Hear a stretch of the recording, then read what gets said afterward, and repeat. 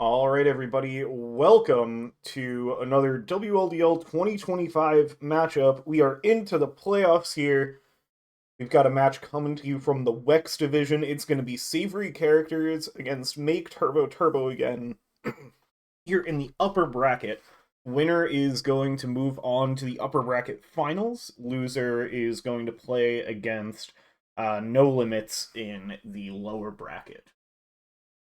This is going to be a fun one. Always love watching Savoury Characters, and Make Turbo Turbo again have been one of the top teams in this division. Each of them took a 2-0 in their first series of the playoffs in the first round. Savoury Characters scoring the upset over number 2 seed Marcy Boku. Savoury Characters had a bit of a rough group stage, but kind of brought it back together around the end of the group stage and got a strong showing start the playoffs for themselves.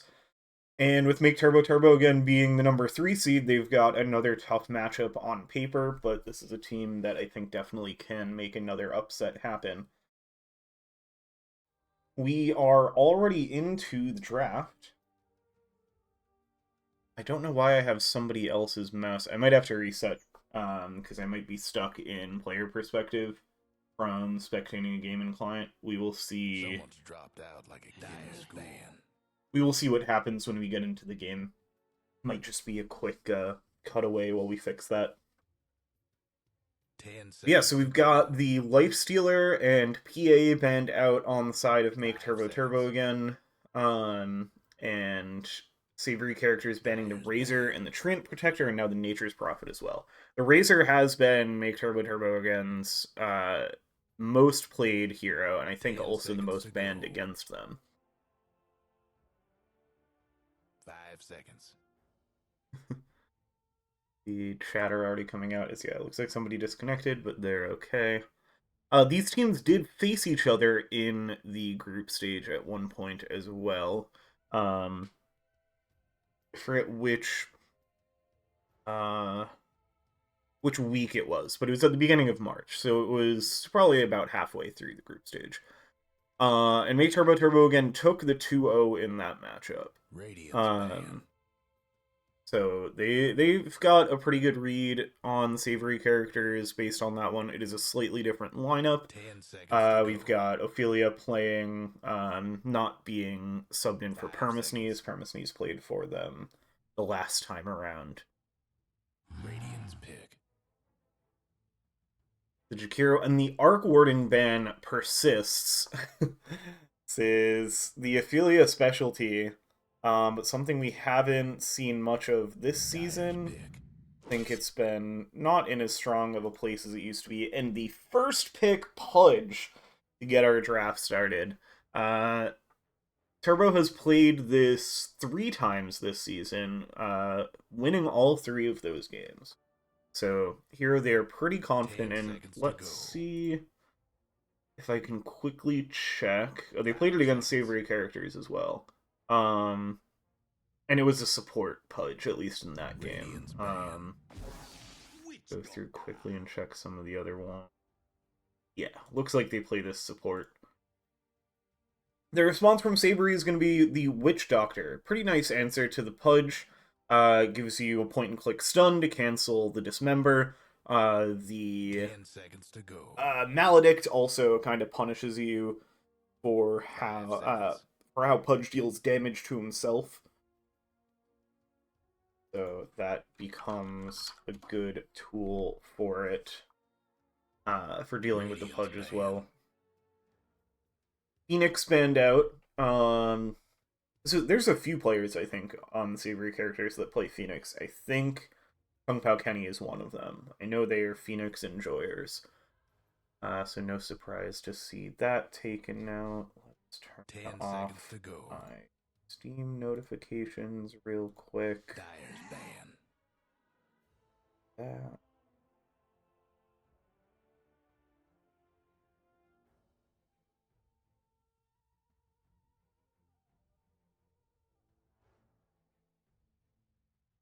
Dyer's pick. Spectre banned out by MTTA, and then Slark is the ban in response from Savoury. They play a lot of Slark. It's not super high up. It looks like, at least this year, they have not played it at all 10 seconds to go. on the side of Turbo. So curious if that's protecting something 5 in seconds. particular for Savoury. Radiant's pick. But the Kunkka picked up. This guy's been very much on the rise in the pro scene as of late. You are joining us for this cast live. It means you're not watching the grand finals of a pro tournament going on right now. So I appreciate you coming to watch the definitely much more entertaining Dota going on here. Yeah, if you have been following that tournament, you see that Kunkka has been pretty popular. Most often in the mid lane, but he sometimes shows up in the off lane and even the carry role. Turbo is going to respond with a Vengeful Spirit and a Centaur Warrunner. So lots of control out of all three of these heroes. Really, all five of the heroes that we're seeing in the draft so far. There's a lot of control. That's going to be the name of the game. BKBs are going to be really important, but you've already got some BKB piercing disable. And now Weaver is going to get picked up. That feels a little scary into the amount of control we're seeing, but I'm guessing this is going to be a support Weaver. I think I remember Savoury Characters playing that in the past. Oh, and they do have Benj playing. I'm pretty sure Benj plays the support Weaver. But they might be leaving it open as a flex. So we'll see where that ends up as we get further into the draft. If the Kunkka is going to go mid, they're probably going to pick up an off lane here. I think it's more likely they put the Kunkka off lane. I don't know if this is an Ophelia hero. That's going to be the carry. The Ursa, another hero we haven't seen a ton of in the pro scene as of late, but still has been pretty solid. It's pretty good into this very high disable draft that Turbo is putting out. The status resist from the ult 5 seconds. is going to be pretty crucial for having a carry that can withstand that. I think I like that even better. I mean, the Lifestealer's banned out anyway, and Jug hasn't been a super popular carry lately. But I think the status resist here from the Ursa is even better than if you were going to go for like one of the built-in BKB heroes, even though those would be decent into this lineup.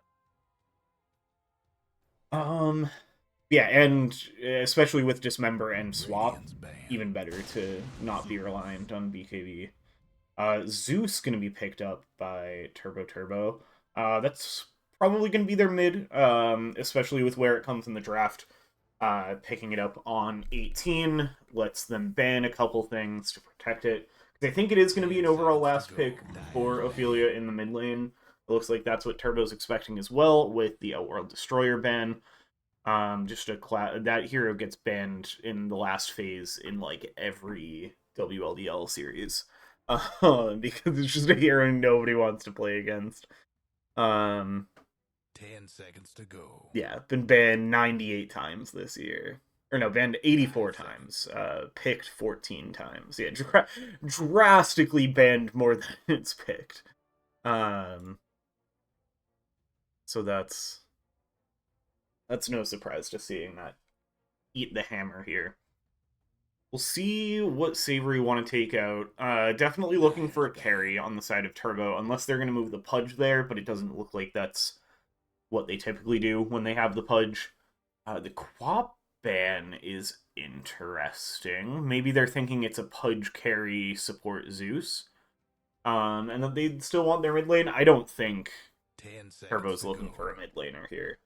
5 seconds. They've not played the Zeus this season, so we can't go off of any past games of where they've played that. We have seen quite a bit of support Zeus in WLDL. I don't think we've seen like any Zeus at all pro games. But I don't mind it as an answer to some of these heroes, especially like Vision for the Weaver, a quick cancel for the Witch Doctor. Radiance ban. Good damage into the Ursa as well. Mixing your damage if you're gonna... where's Streamlink? Thank you, Perma. I did forget to post that I'm streaming. I am streaming. I am live. I just didn't 10 send it. seconds to go. Radiant's pick.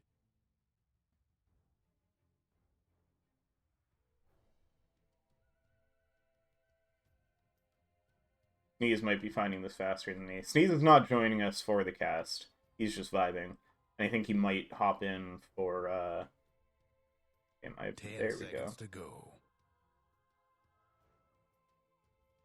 5 seconds.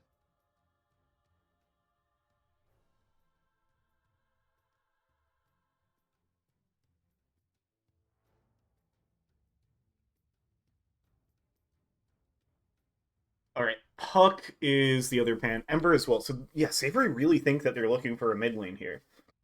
I mean, Carry Pudge has been on the rise ever since he got this new right-click facet.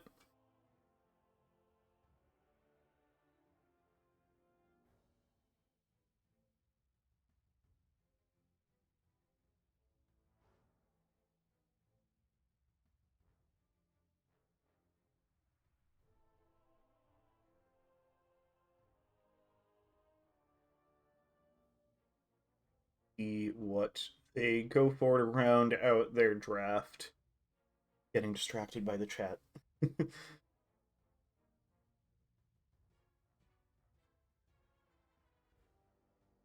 Yeah, I feel like just any kind of normal right-click carries what they want here. They've got plenty of frontline. They'll be a little backline heavy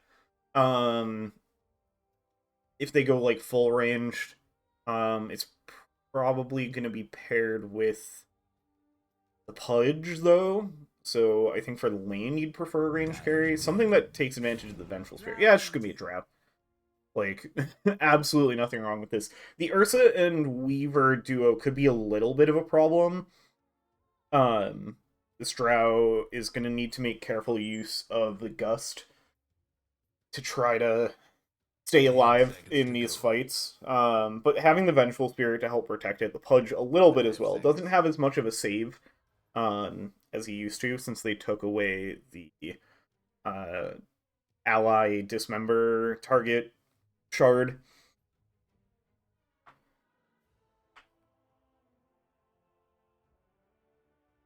What do Savoury... I feel like they don't have to worry about this Drow too much with this last pick. Something else that gets on top of it is good, but you want something that's not going to be too susceptible to the Gust.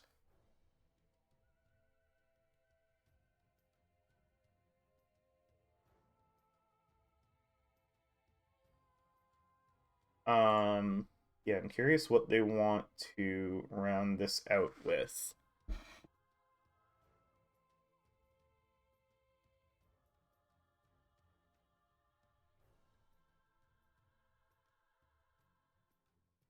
Going right down to the end of the reserve time on both sides of the draft. See what they close this out with. Ooh, a Death Prophet. Interesting. That is going to be a mid-Death Prophet. And yeah, I believe this will be off-lane Hunka.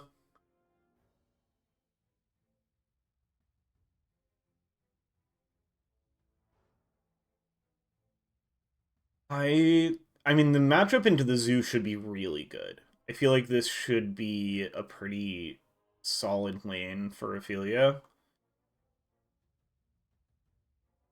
Let's talk Hat's draft here for a moment. Got the Arcana on Zeus and on Drow. Very nice. Pretty solid sets the rest of the way around on the side of Turbo.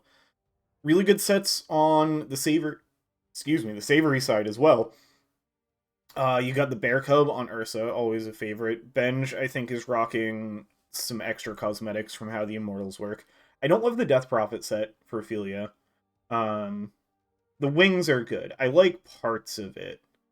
I don't love the hat, but it is an Immortal, so you're kind of obligated to use the Butterfly Mask. The Pepperboy Witch Doctor set is solid. This Kunkka set is solid. Nothing too flashy. It's a close one.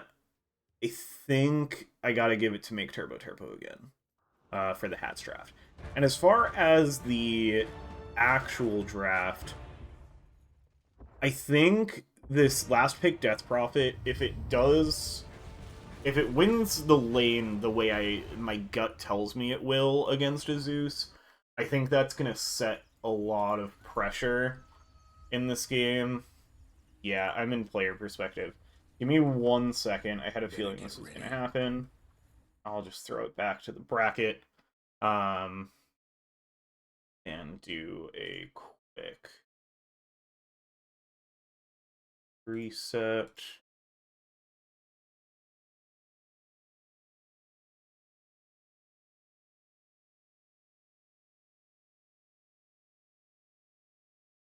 Sorry about that. We'll be right back into the game in just a second.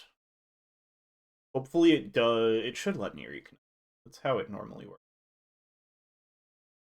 I should have restarted because I like spectated an overthrow game earlier. And that definitely is what borked it. Should be good to go now though.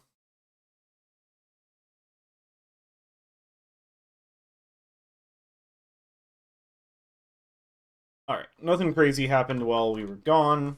Didn't miss anything. Yeah, I don't think there's anything super crazy in this draft.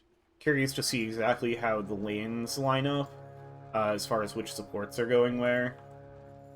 I mean, it should be like... Well, Venge Drow is also good. I think Pudge Drow, but it looks like the Pudge might be headed towards top. Nothing spicy for the runes. Gonna go 2 for 2, either side. Looks like it'll be Pepperboy's Witch Doctor, laning with 4 beats Ursa. For the Savoury Characters safe lane, Ophelia in the mid lane with Death Prophet, and then Kung Pao Kenny's off lane Kunkka with Benj's position for Weaver. On the Make Turbo Turbo Again side, we're going to have Hopox on the carry Drow. Currently without a support in the lane, it looks like it'll be X2 mid on the Zeus. Now the Pudge Trash has arrived, is going to arrive down to the safe lane to support the Drow.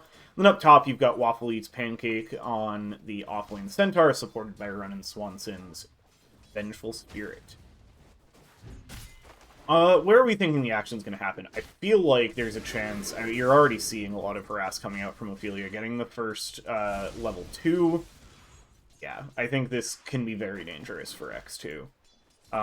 Decent amount of damage. I mean, a Witch Doctor lane is always a kill threat. But the amount of control you have on the other side, I think this lane can see kills happen in both directions, as just duking it out between the supports. Orbeat's trying to chase down Ronan Swanson here, is going to get a couple hits off. Not do anything crazy. Down bot, I mean, again, you've got the Pudge Hook. That is always a threat to find a kill. Weaver is pretty solid in the lane as well. With that XP facet from Hive Mind, expect to see the bugs coming out with the swarm. That can set up some kills, maybe some big Tidebringer cleaves. Trash has arrived looking for the hook. He's going to find it onto Kung Pao Kenny. As the Rot slow it down.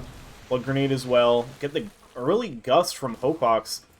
The Frost Arrow is coming through. See if they have enough here. Benj is going to walk on in. Try to help create some distance, but now it's going to be in a little bit of trouble getting caught up in the trees. The way this map has changed here, Hopok's going to try to walk down. One more gust, holds him in place for a moment. Going to try to run it down, but it looks like Benj has the move speed to get away.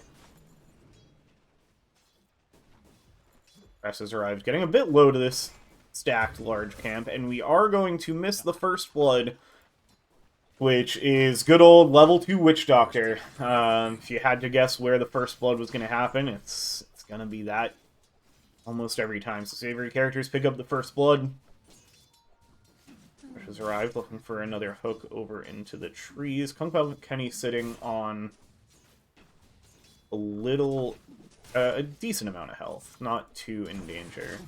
If we get some contention for the Lotus Pool here. Yeah, Benj is going to take the Lotus. Up top, it looks like he goes to 4 beats. Savoury Character's doing a good job securing those early Lotuses.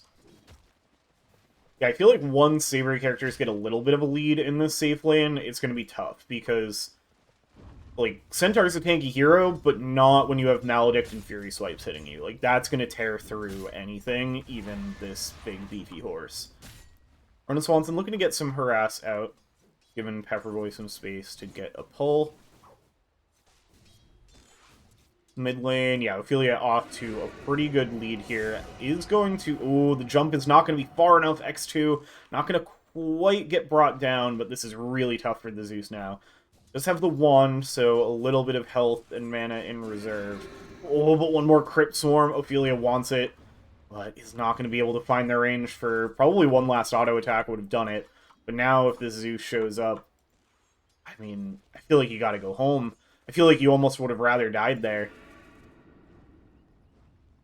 Radiant's mid tower's coming apart. Bull is going to try to escape. He's bottling up off of the water rune. Now a Crypt Swarm. Nice jump to the high ground. It's going to save them from the Spirit Siphon. Ophelia's still just chasing down the Zeus. So rough for X2. Again, within inches of their life from these Crypt Swarms. This is what I was worried about when I saw that Death Prophet picked up in the last pick.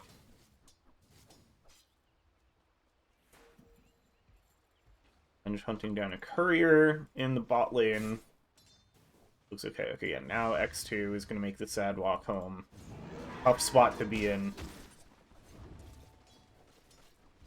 Up top thing, I'm surprised there hasn't been more of a threat up top, but maybe I've just been paying more attention to other lanes. Because now, as soon as I say that, I'm going to Caster Curse Waffle Eats Pancake here, as 4Beats and Pepperboy are going to find the combo. And yeah, that's the problem. Like, with this Ursa Witch Doctor lane, there's so much damage, you're not tanky, even as a Centaur. Down bot, looking onto Hopox, but a nice save from Trash has arrived. The hook getting Hopox out of danger.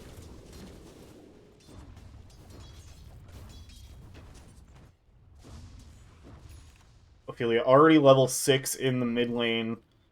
Curious where we'll see that first exorcism get used. I feel like this is always a critical part of Death Prophet timing, but up top they do find a revenge kill on Pepperboy. 4Beat's not with a ton of health either. Ronan Swanson is sitting on a stick if they want to get the mana for that magic missile. Or the mid lane. Oh, a haste picked up by Ophelia. To pop the exorcism here, X2, there is absolutely no chance of living here. And that's just going to go right into the mid tower. This is going to be an excellent exorcism timing. Picking up that haste rune. Absolutely devastating. Yeah, with the siege creep there as well. Waffle Eats Pancake going to go down again in the top lane as Ophelia takes down this mid tower. They do use the Fortify. But I think that tower is still going to go down. Mid tower's getting banged up. Apologies to 4Beats and Pepperboy for missing all of the action in this lane. They'll try to catch some of that. Bot has still been very quiet. We're going to get the Wisdoms spawning in just a moment. The tower does get brought down. Ophelia going to look to make a rotation. Going to spot out quite a bit of stacking going on here. See if they make the mental note for that later. Waffle Eats Pancake does secure the Wisdom Shrine. And Benj will get it on the other side. Ophelia decides not in a position to make something happen up top. And with Trash has arrived sitting up here as well, probably would be tough go. So that gives X2 a little bit of space in the mid lane. But yeah, God, off to very considerable lead. Also didn't look at how big the last hit difference is there. Like, that's... Even... I mean, we saw a couple kills, but that's a big part of it as well. Bot lane has been very even, though. Hopox and Kung Pao Kenny step for step in the last hits, and net worth pretty similar as well. We're going to get a bit of a dive under tower. Gust is there. It's going to be able to prevent the combo from fully going off. X2 going to make the rotation over as well. Looks like the Vengeful Spirit in addition, but here comes Ophelia. Huge Crypt Swarm, almost enough, but Kung Pao Kenny's right there with the Tidebringer. Finishes off Hopox, and we'll see if they can get even more. Boat coming in, going to try to get on top of Ronan Swanson, is going to connect. X2 getting run down by Ophelia again. Ophelia finishes off the Zeus, and then Benj, with the help of some creeps, finishes off Ronan Swanson as well. So 3 kills, 7-1, 5k net worth lead at 8 minutes. And all of a sudden, there's another Exorcism. There's, like, perfect timing on this Death Prophet. Just tearing apart these tier 1 towers, winning fights. Exactly. Oh, they're going to try to use it to get one more as well. Or maybe participate in the fight up here. Because that tower's already done. There, oh, Pepperboy gets it started with the Maledict. Trash's Ride is ready and waiting. Gets a deep hook onto 4 beats, but it's the Ursa, the hero that you want to hook. Gonna be a lot of damage coming out, and Ophelia right there as well. Maledict is gonna help finish off Waffle Eats Pancake. And yeah, the last bits of this Exorcism is going to get some damage into the tower, and it looks like 4 beats here as well. Gonna be able to chunk into this.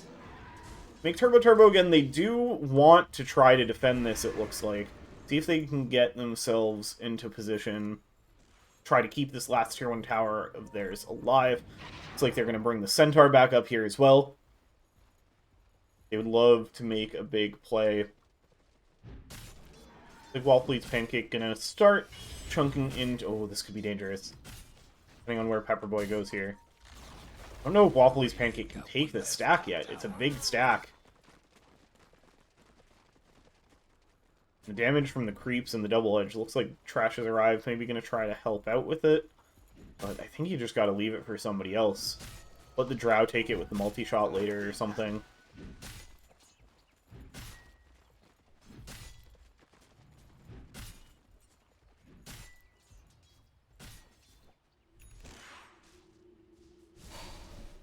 Has been a decent amount of space for Hopox for a bit now, but oh my god, Pepperboy is already ahead in net worth of all of the cores on the side of Turbo.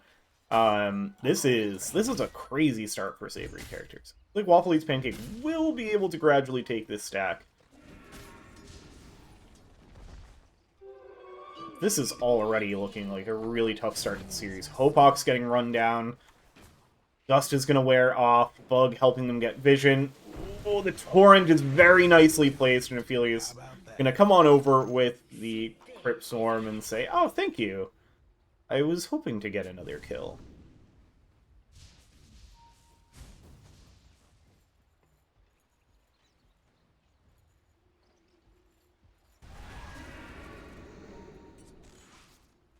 What Turbo can find here... They need to get something going for themselves. The level 6s on the supports would be huge.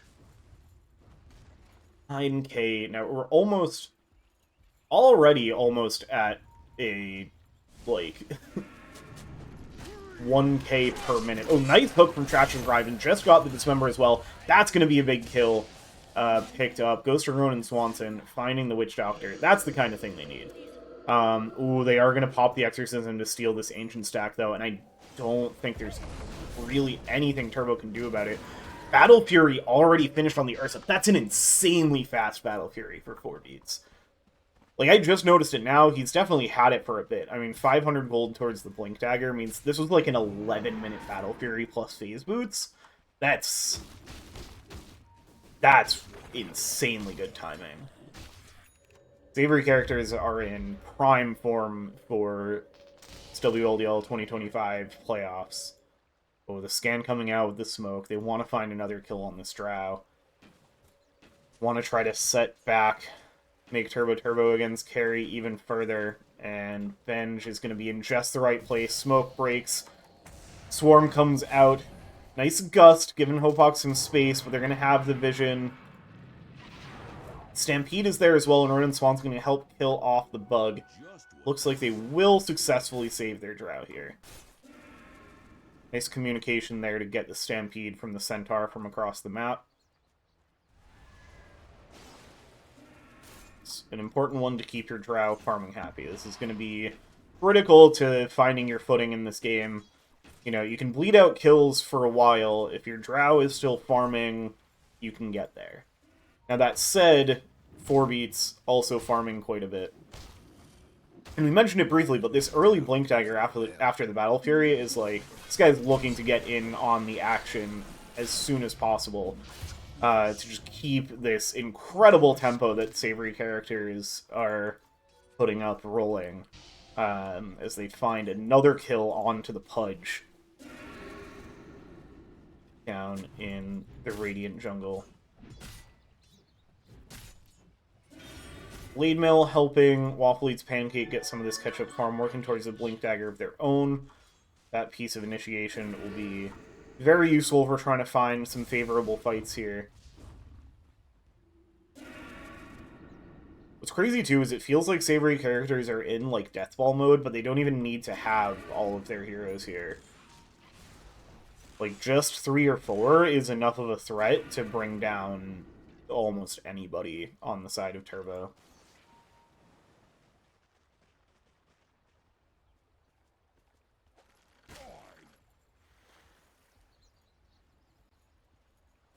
Bit of action, or the setup for action around this Radiant Jungle River. Pings out on Hopox, farming under the tower, but has plenty of friends in the area to help keep them alive. Like, I feel you're gonna sweep through, finish off some of these Boglets. They're gonna bring more heroes over on the side of Turbo. X2 not far away either. They could be in position to try to take a fight with a numbers advantage. Savoury Characters might be the first ones to get it started. It looks like they actually weren't expecting to run into Waffle Eats Pancake there. Stun from the Croaker. Just to keep things spicy. And everybody's just posturing here. But it feels like Savoury Characters are still getting more out of it, especially with the threat. Like, Hopox, if your team's not going to go for the fight, you need to get out and farm somewhere else. I mean, you're getting decent farm here. You have you've passed the Witch Doctor now, which is good. It's a good start for Turbo again to get the. They've almost got all 3 cores back above the Witch Doctor, which is important. Let's see what that tip was for. Maybe just some dewarding, maybe just a funny joke in the comms. Hopox is going to look to step up towards this Kunkka, but the Blade Mail already, and the duration of Gust running out. Travel back away. Refreshing.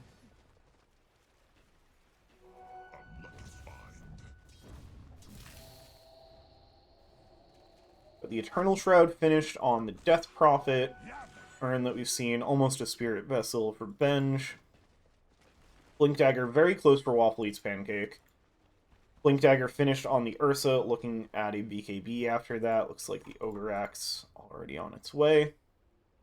What else we got? Pepper Boy with the Glimmer Cape.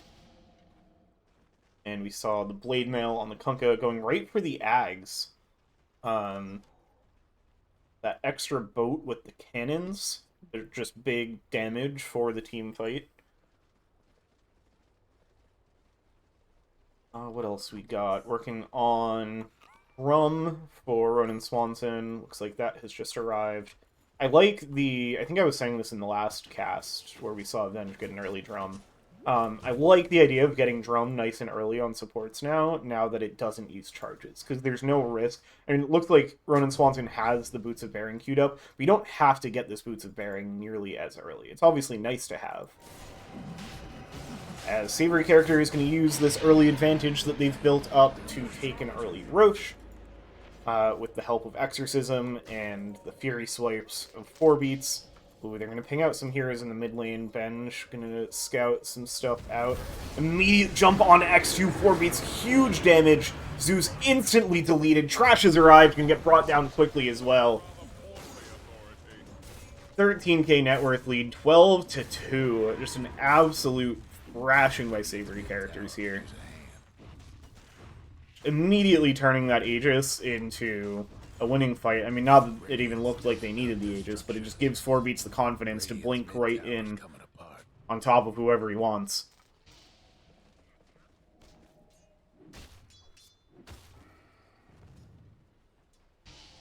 Now they'll turn their attention over towards the top tower, probably waiting on Exorcism before they get super aggressive again.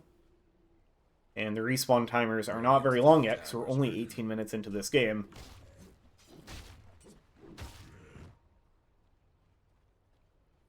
Kung Pao Kenny nearly at this Ags already. Been pretty much free farming down here in the bot lane. Hopox has the Dragon Lance. Yasha looking close behind it. Yeah, some clarities to keep the farm going.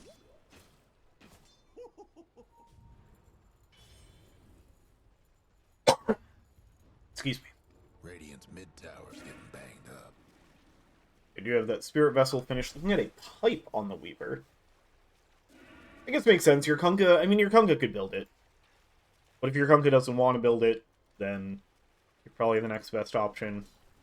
You'll be in the middle of the fights just by the nature of how you're going to position the Shikuchi.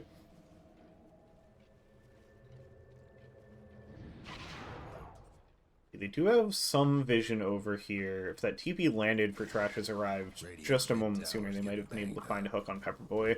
Might just run into each other here. We're going to get the X marks under the tower, into the boat, onto Hopox. Hook does come out onto Pepperboy. They're going to bring down the Witch Doctor, but Drow is already dead as well. Ghost Scepter will keep Trash has arrived alive for a moment, but then is immediately just going to get torn into X marked back into the Exorcism. Big damage onto Kung Pao Kenny. They're going to be able to finish it out. Double kill for X2. Ronan Swanson will go down now, but Ophelia and Ben starting to fall pretty low. They do bring down X2. Ophelia finds it. X2 does get the kill, the triple kill for both mid laners as the Weaver is brought down. Yeah, that, I mean, that was still, like, that was the most Savoury Characters have lost in a fight. But that was still a good fight for them, and that was without 4 beats there. Like, 4 beats arrived at the tail end, and is just there to, like, clean up the tower.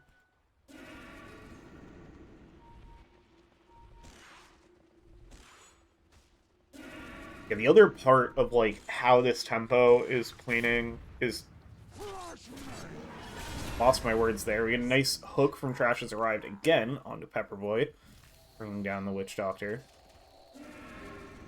I was trying to say, the, like, tempo that they're playing with is also going into this Spirit Collector facet for Ophelia, and just making her exorcisms all the more powerful, and just, like a positive feedback loop.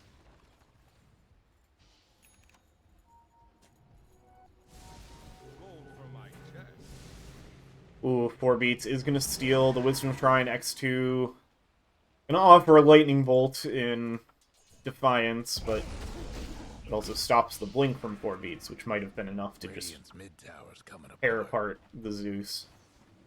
Got under a minute left on the Aegis. We'll see if Savoury Characters look to make anything happen with that. Looks like it's just going to be Tormentor. It would actually be funny to use the Aegis on Tormentor. I doubt that will happen. Oh, Pepperboy, get out of there!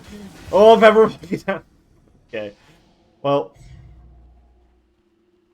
that was a very preventable death, and Savoury Characters agrees.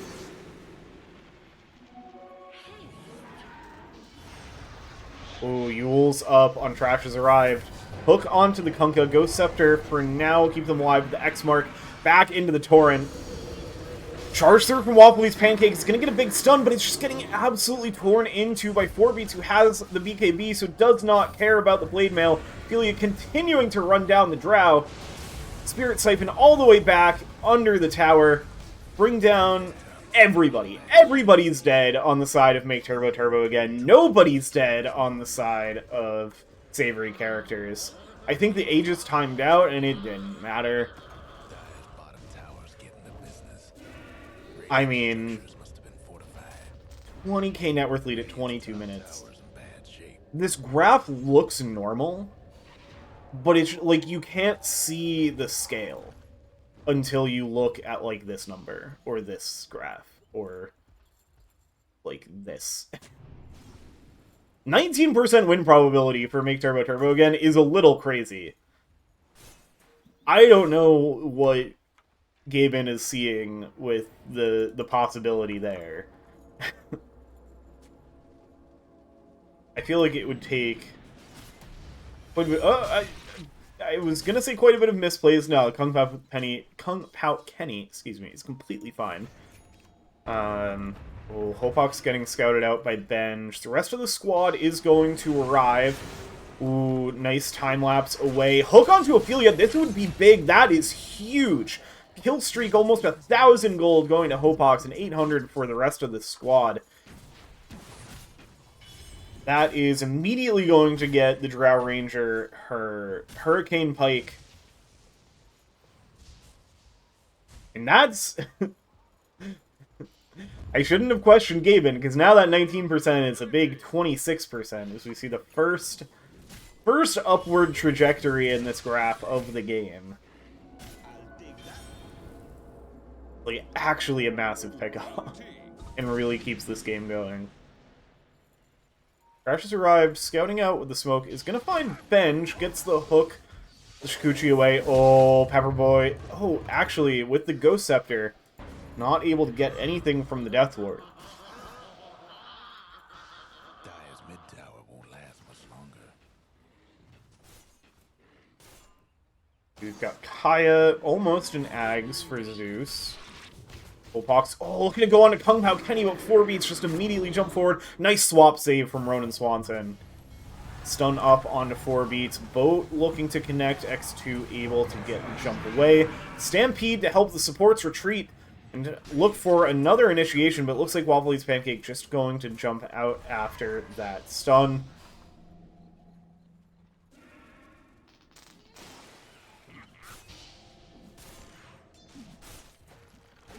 Nice hook from Crash has arrived. Doesn't have the dismember yet, but the control's there for Ronan Swanson. They bring down Kung Pao Kenny. A Turbo again. They are finding these little opportunities from Savoury Characters. Oh, the ult from Zeus finishes off the Weaver, who was doing some warding over there, I think. Power denied by X2. They're going to find a catch from Waffle's Pancake on Ophelia. The blade mail damage is pretty scary with the exorcism going. Ooh, it's close between the two of them. Now Ophelia looking to turn, but the hook back. The stun again. 4 beats, though, looking for some revenge. Battle Fury into both of the supports brings down 2. I think that's still a good trade for Make Turbo again, though. That's the previous little fight. But I think you're with the state of this game, you're totally fine trading both of your supports for the enemy mid. Something about that bottom tower.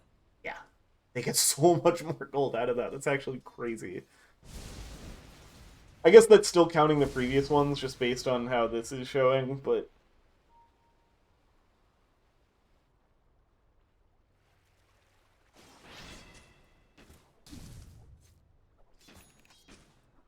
Manta being worked on by Hopox, that'll be a nice little evasion tool for them. You have that Ags.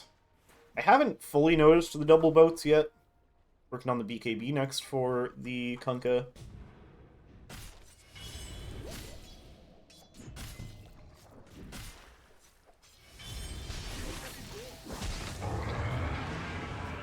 Looking for more here, but the Stampede is going to be enough to get them out of danger. Or not, the Maledict. Should have been watching that guy's health bar. Last Maledict tick is huge. Spirit Vessel is in there as well. Are these, like, big Maledicts? And then the small one. Swap on... I think just Trash has arrived for the save.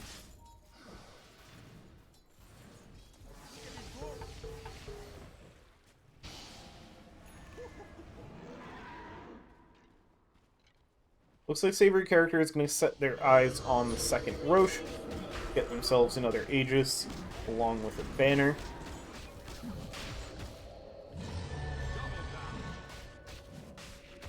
Should be pretty free. Plenty of armor reduction, plenty of physical damage, and still a big lead. Wait, a little bit of a swing back. Savoury Characters still in pretty firm control of this. Ooh, X2 gonna get spotted by Ophelia. Doesn't quite have the catch. Try to find this Zeus. Cute little... Oh... Where are things happening? Oh, it's Ursa getting caught. It's gonna be the Aegis Bound very quickly. Respawning in. Oh, Waffly's Pancake is going to get absolutely devoured. Ophelia up under the tower.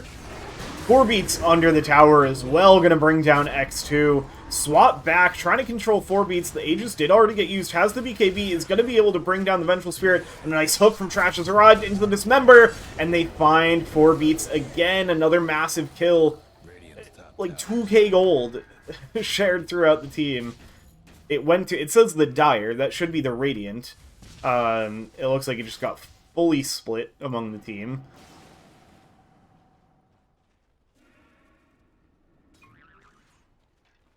Was a buyback from X2 there as well.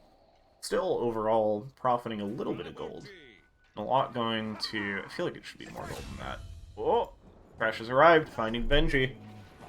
These dismembers been pretty critical. It's the amount of lockdown that Make Turbo Turbo, again, has had.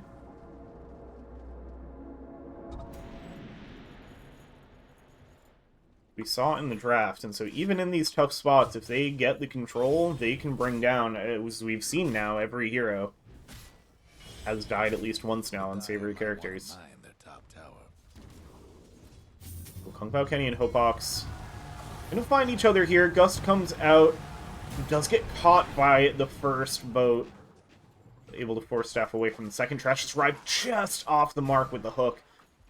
Nearly had either of these two cores, Kung Pao Kenny or Ophelia.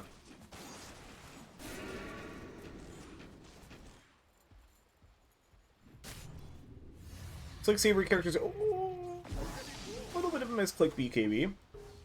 We won't dwell on it. Yeah, Savoury Characters will dwell on it, but we won't. Looked like they might have been grouping up for some kind of gank. The Trash has arrived, maybe even expecting it, but not going to push forward, it looks like.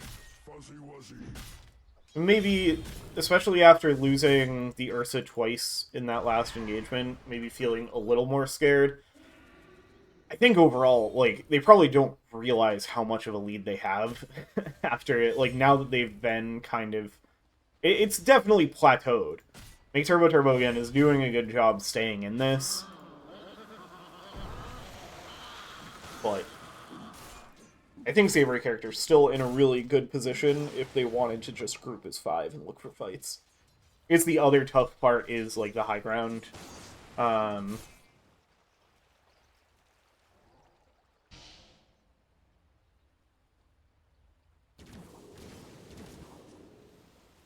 That, like, with almost all of the Tier 2 towers dead, there's not a lot of places that Savoury Characters are going to find heroes on the map. Crest has arrived, is pump faking the hook, but it looks like Ophelia can have a bit of a sense for it. And dodges out the other way.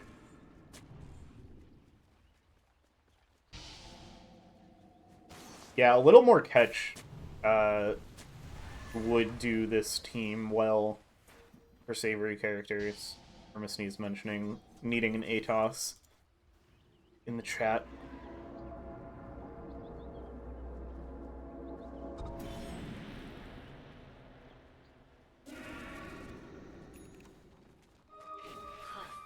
We have that pipe finish. It is going to be an ATOS for the Weaver. Leipnir is definitely a lot worse on Weaver than it used to be. I'm sure you're still fine getting it. I don't even know if the AoE... I mean, maybe you get a bigger AoE on your Shikuchi. I don't think you want a bigger AoE on the Swarm, because it's not going to increase the number of bugs. So it's just going to spread them out. I don't think that's good. I think that could possibly make it harder to hit.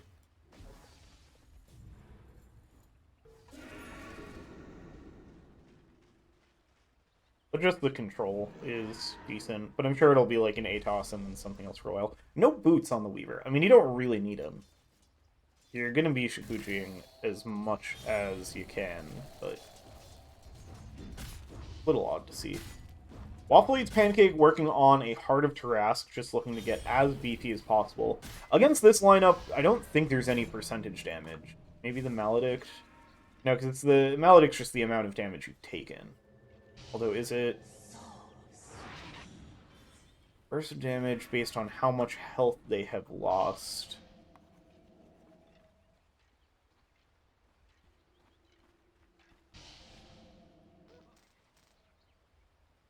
Yeah, so it's not percentage based. Like, the way the Fury swipes are gonna get you, that'll be a problem. But it's like it'll be another Tormentor. Savoury Characters kind of taking their time now.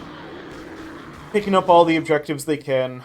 It'll be 2 minutes to the opening for another Roche. This looked like, for a while, that it was going to be very fast game one.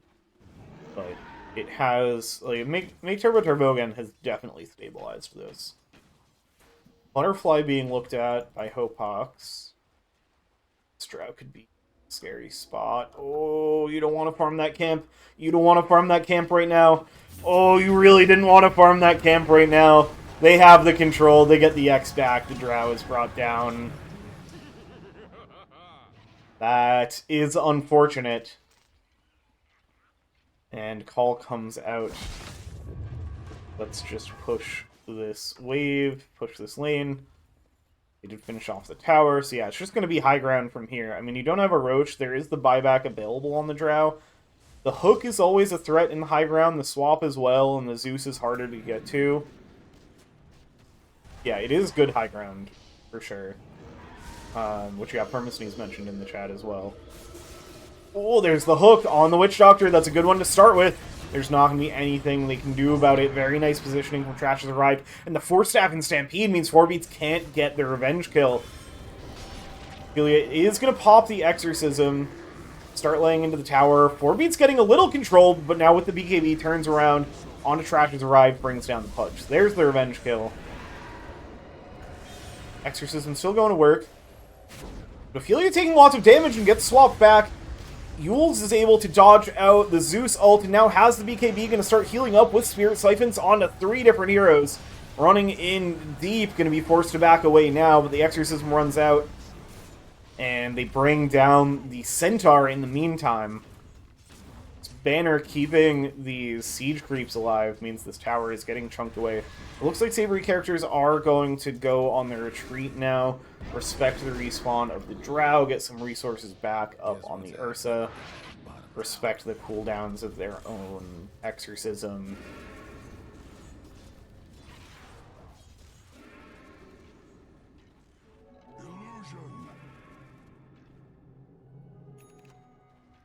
Pepperboy's still sitting on the Gree. Just about enough money for the Blink Dagger. Maybe we'll use it to get the Ags. That'd be a nice thing to, like, suddenly have a quarter of it towards. Oh, Trash has arrived. Blinks on to Kung Pao Kenny, but there's plenty of support from Savoury Characters here.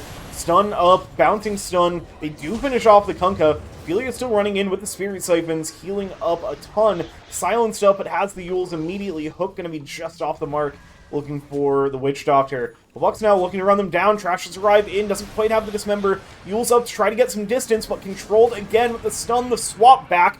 They find the Death Prophet. And now with the Stampede looking forward for more, they're going to find Pepperboy as well. Bringing down the Witch Doctor, 3 kills for nothing. And quick pause asked for by Ronan Swanson for a bathroom break.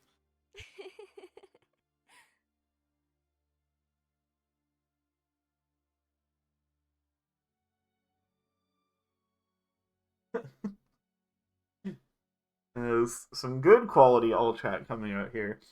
Yeah, Permasnee's Kunkka getting Pipe and Weaver getting Atos, I think makes way more sense. But Kunkka wanted a very early Ags.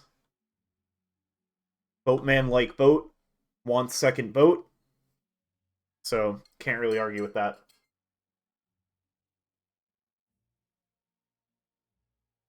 Let's see, what else we got going on? The Shivas is finished. For the Kunkka, you do have the full Boots of Bearing. Yeah, I feel like you didn't need the full Boots of Bearing. But the Spirit Vessel is there as well, helping mitigate. Like, the healing is pretty big. You've got the Voodoo Restoration. You've got... It's mostly for the Death Prophet. And I imagine... I don't think you can really see... I guess... Yeah, maybe it didn't come into play there. Too much information. What else? All right. Ooh, Nullifier on the Ursa is big, because his Ghost Scepter on the Pudge has been crucial for his survivability. And that's going to go away. I think that's the only big thing that you're dispelling with the Nullifier here. It is important, for sure. Like, it's definitely worth it. Still working on the Heart here. As Make Turbo Turbo again, going to make their first real push. They'd taken this tier 1 tower already, but that was the only tower they'd taken. Looks like this will be the tier 2. Yeah, that'll get finished off. You have the Atos finished on the Weaver, so a little more catch available for Savoury Characters. The Radiant's courier. What else we got? We've seen the Ags from Zeus. Yules as well. Lots of Yules. Really good Yules game for Make Turbo Turbo again. Radiant's top tower. Just for the Ursa. Like, just putting this guy up in a tornado for as long as you can is pretty critical to being able to kite him out. One of the few things, probably the only item that isn't affected by status resist. Just because, like, when they first added status resist to the game, people were annoyed that the Yule Scepter was getting cancelled. Because they couldn't use it to, like, combo spells. Which was, like, it was, the hero, it was like Kunkka and Lina, which you don't buy Yules on those heroes anymore. At least not for, like, the combos. You just get it if it's a good Yules game otherwise. But I think it was mostly that reason people asked for it to not be affected by status resist, and that was how they complied. And I think it's good to have, like, something that counts.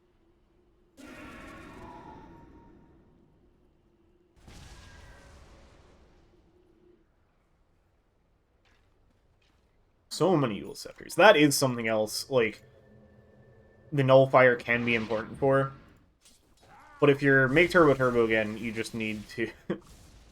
Funny, that was actually just a pretty blind hook, I think, off of remembering where she was from the creep wave. Yeah, if you're using... Who else had it? Is it just the Zeus's Yules? I know there's a few...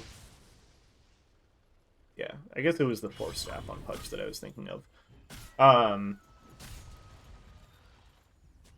Yeah, with that Nullifier, you cannot Yules yourself to try to survive the Ursa.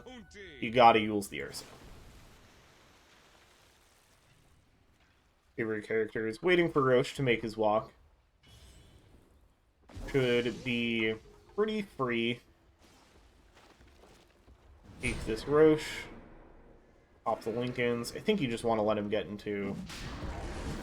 Ooh, I'm surprised they didn't get thrown there.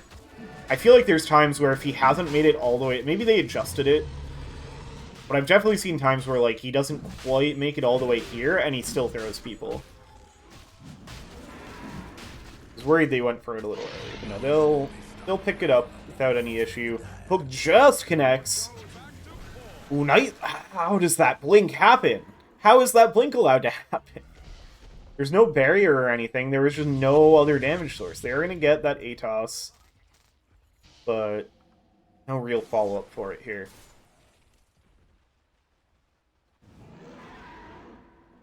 Regeneration.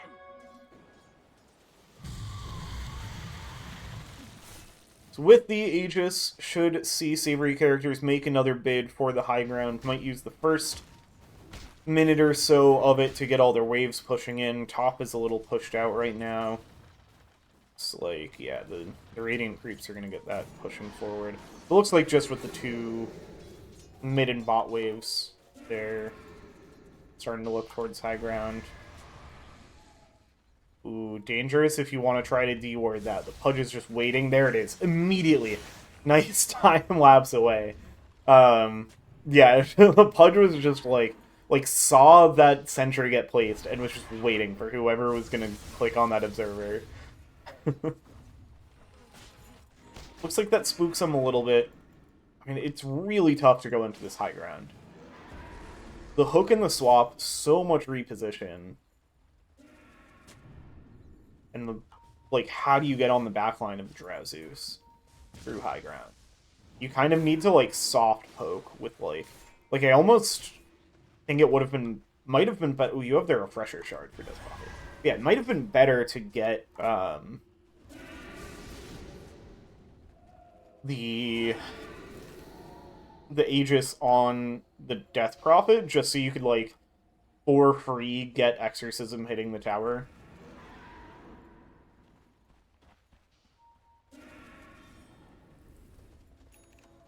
Because I feel like you need to... this should really be your path in. With how close they got this tower down, and it looks like they're kind of realizing that on the side of Savoury.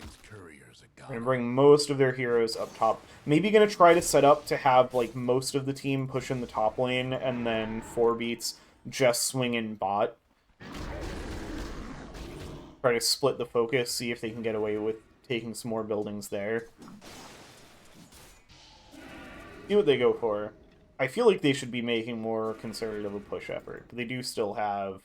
I mean, they've used, like, half the Aegis time already. They've got to make something happen here. If you can't push high ground with Aegis, you definitely can't push high ground without Aegis. And Mate Turbo, again, is currently very content to just wait until you go high ground. Trash has arrived, it's going to find the hook. Ooh, the swap back onto 4 beats.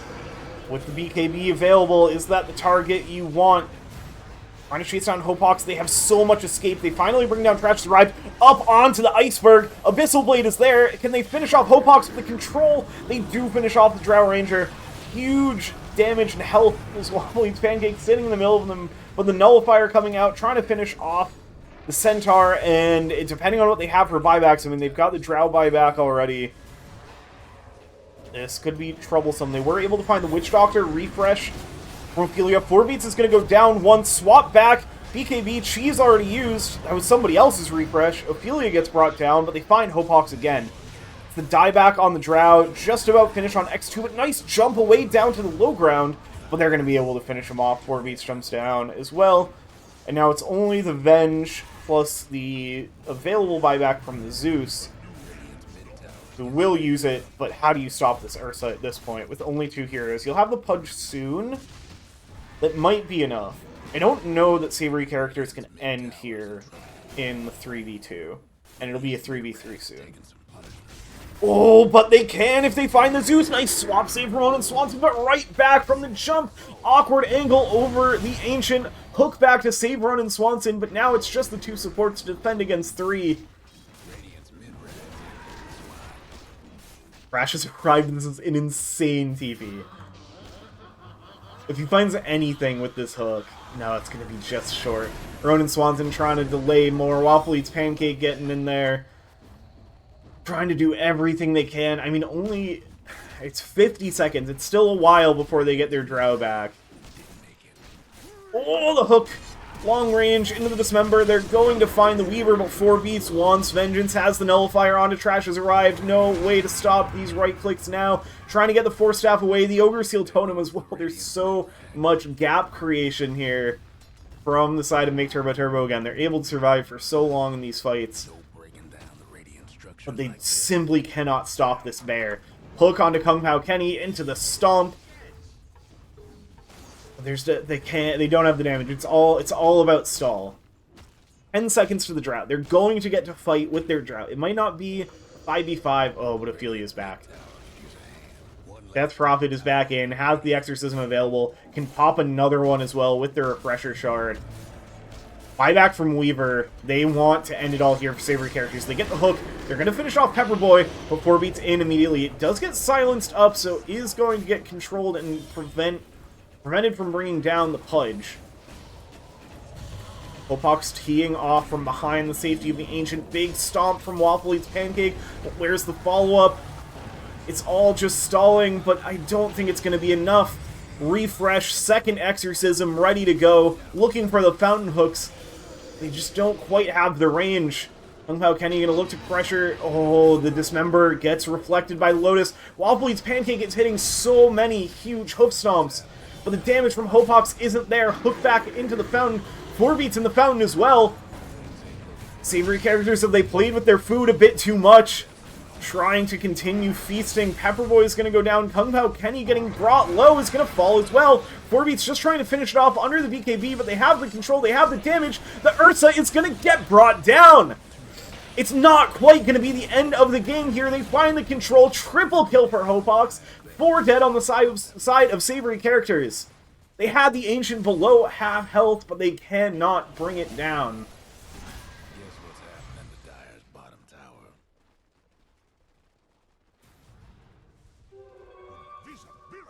Make Turbo again, making some magic happen.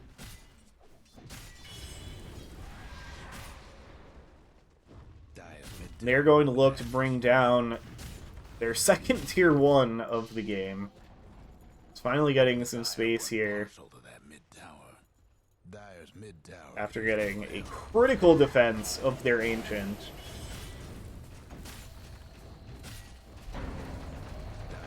Looks like it'll be another tier 2.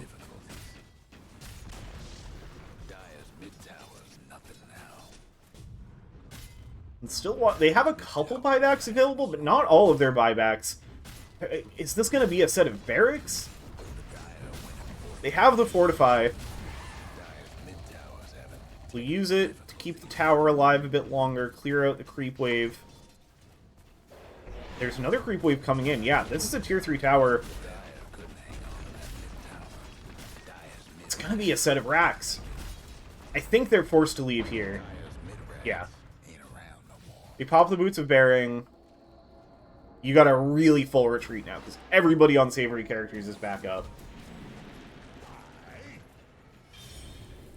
What did we get for items off of that? You have the Butterfly finish, the Satanic. If Drow finishes the Satanic, he's really close. Like, that can really change the game. You have the Agazon Venge, which I don't think we've gotten to see in action yet.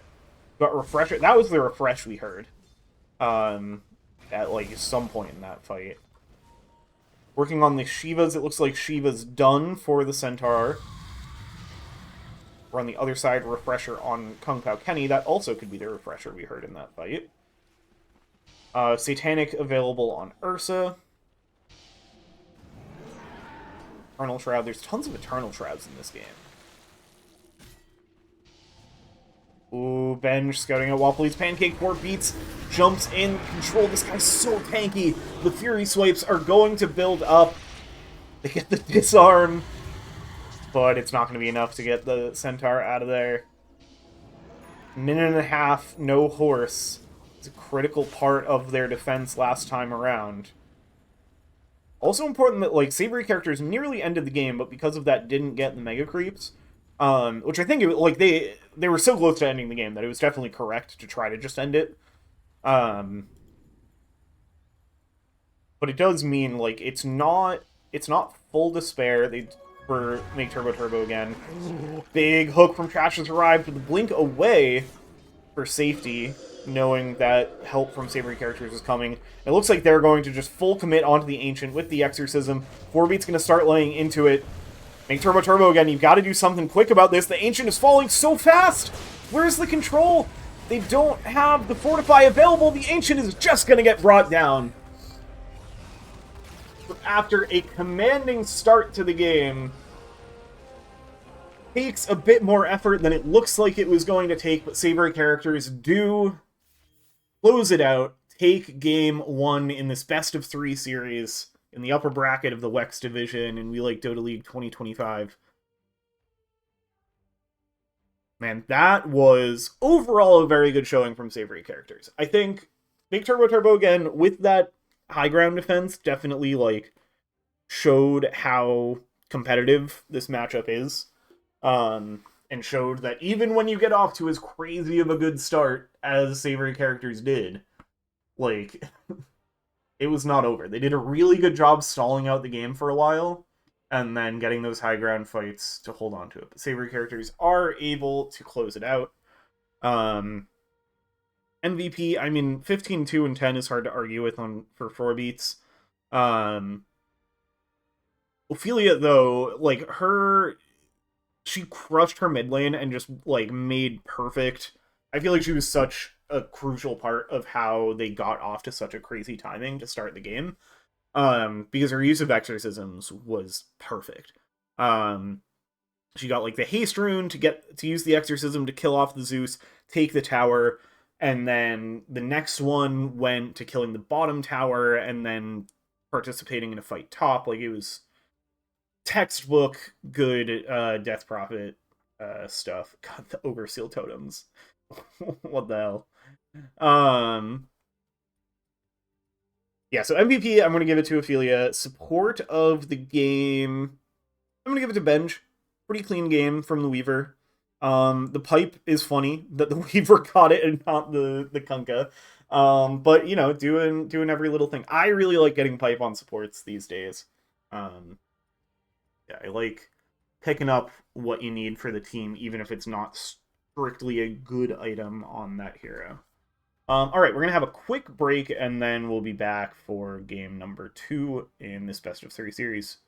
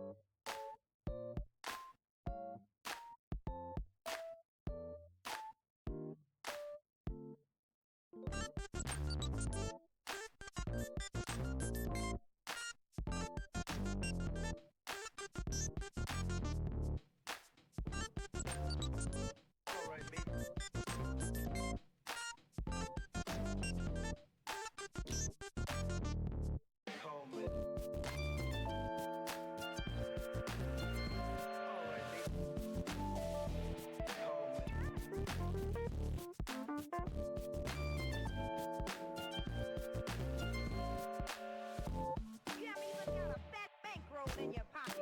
In your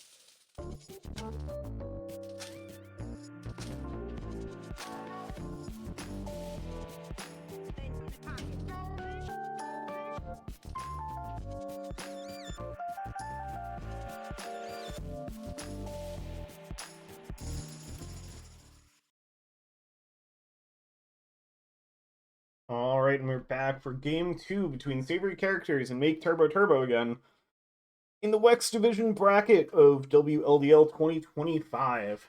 And we're in the upper bracket here. Winner moving on to the upper bracket finals. Loser has a date with no limits.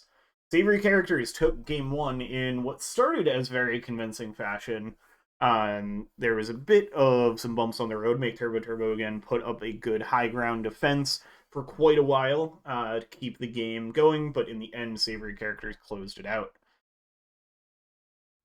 We are right into our draft for game 2. Similar bands coming out across the board. We do also have Permasneeze subbing in for Bench on the side of Savoury Characters in the support role, so that'll switch things up a little bit for game 2. Radiance ban. I do get a Pudge ban this time from the side of Savoury Characters. It was a very good Pudge performance from Trash Has Arrived Radiance pit. in game 1. I think that's the same 3 bans that we saw from game 1 on the Turbo side. Dyer's pit. Savoury Characters had priority this time around and took last pick. Make Turbo Turbo again took Radiant, so same setup as last time. Dazzle, the opening pick with the Pudge band out. Looks like Turbo has played this 3 times, winning 2 of their games with it. 5 seconds. Radiance ban. Curious what position we'll see it in. Ooh, and the Jakiro comes out from the side of Savoury Characters. I think that'll be Permasneeze's hero. One of the better position 5s in the meta right now. The really S tier ones that we've seen in the pro games, I feel like are kind of niche. Not as popularly played with the AA Hood, Ringmaster, Tinker, and there's one more that's slipping my mind. Coddle. Those 4 supports have been really top of the meta, but they're not super commonly comfort heroes for people. So I'm not surprised that we don't see a ton of them in WLDL. I think AA we see a decent amount of. I like getting my hands on an AA, as many people who have seen me play it or scout my drafting would know. Death Prophet going to get taken out. That was certainly a big factor in game number 1. Though I think that was also pretty lane matchup specific and draft specific. And I think right off the bat, these are pretty different supports that we're getting with the Dazzle and Jakiro. So I think these drafts are going to be pretty different overall anyway. But they throw that respect from game 1 out there as well.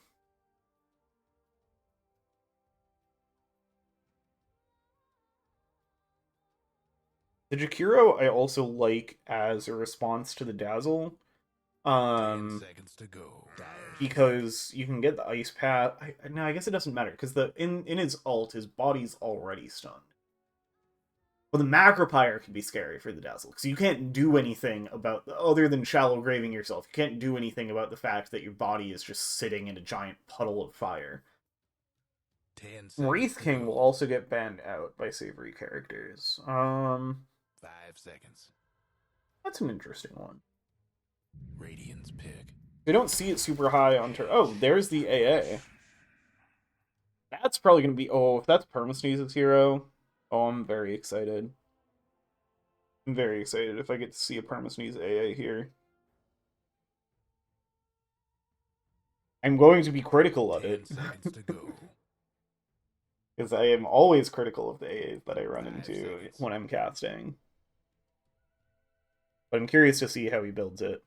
Pretty nice into the Dazzle. Can be a little bit of a funky interaction with the Shallow Grave. But as long as you have good timing on it, and usually AA wins the timing battle there, like they'll just be stuck at 1 HP and then pop as soon as the grave ends. So it's a pretty nice answer, especially just with the amount of healing the Dazzle's putting out. Oh yeah, I was gonna say too, not sure if this will be a core or support Dazzle. We've seen a bit of both since his big rework to having essentially an adjusted version of Marta's old Ags as his new ult. They will take the Witch Doctor for themselves on the Make Turbo Turbo Again side. Couple of old purple men for their support duo. Not necessarily a crazy combo with each other, but 10 seconds gives you to good go. control, gives you good damage. And a Night Stalker. I like that into... It can be a little scary into the AA. Like, you are susceptible to the Ice Blast, but you're very fast, so you're hard to hit with the Ice Blast. And you're just going to feast on the A. Like, the A is going to need to 10 itemize seconds to go. very specifically to survive this Night 5 Stalker.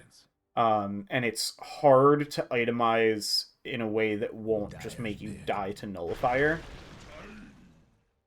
Tiny gonna get picked up. This is another one we've seen a lot in the pro games. A lot of flexibility. If Benj was playing here, I would say this might be a position for Tiny, although I'd be surprised if that, because that would mean either the AA or 10 Jakiro is seconds going to to go. support. I don't know if 4 Beats plays this. I'm guessing this is 5 for seconds. Ophelia. I'm guessing this is a mid Tiny, but that's weird if they're picking their mid hero now when they chose overall last pick. Because usually the most powerful hero to overall last pick is your mid.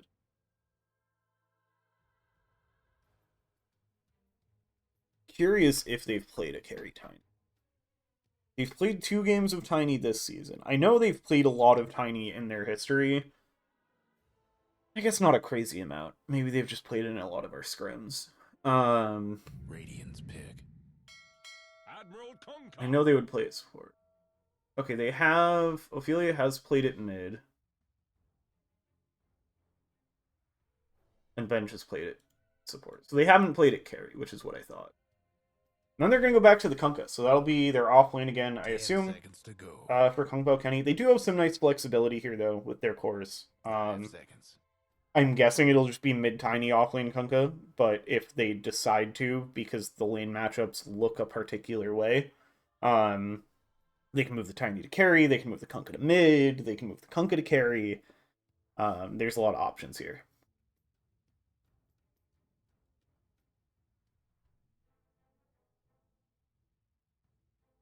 See what make Turbo again. Like, I think you can feel pretty confident that the Tiny is going to go mid. Just because, like, in my mind, at least, from knowing this team for a while, Tiny does not strike me as a 4 beats hero. So yeah, I think this will be a mid sniper to lane into the Tiny, which I think should be pretty good for the sniper. That feels like, especially the Tiny starting the game with no armor, that feels hard to lane into. And maybe they'll switch it around now on the side of Savoury Characters just because of that.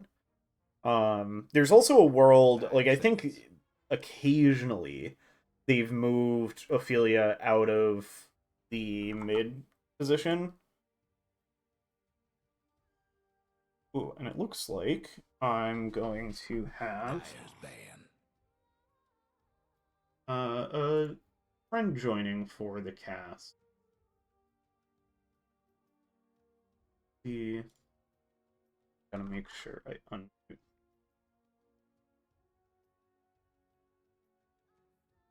All right. 10 seconds to go.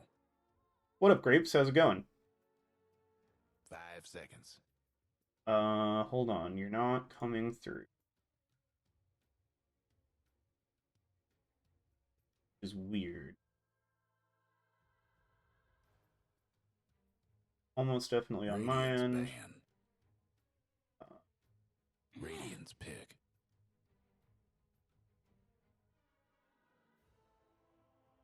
Would that not let me? Guess I'm not gonna show Discord by Dyer's disabling. pick. Try talking again. No, you're still not coming.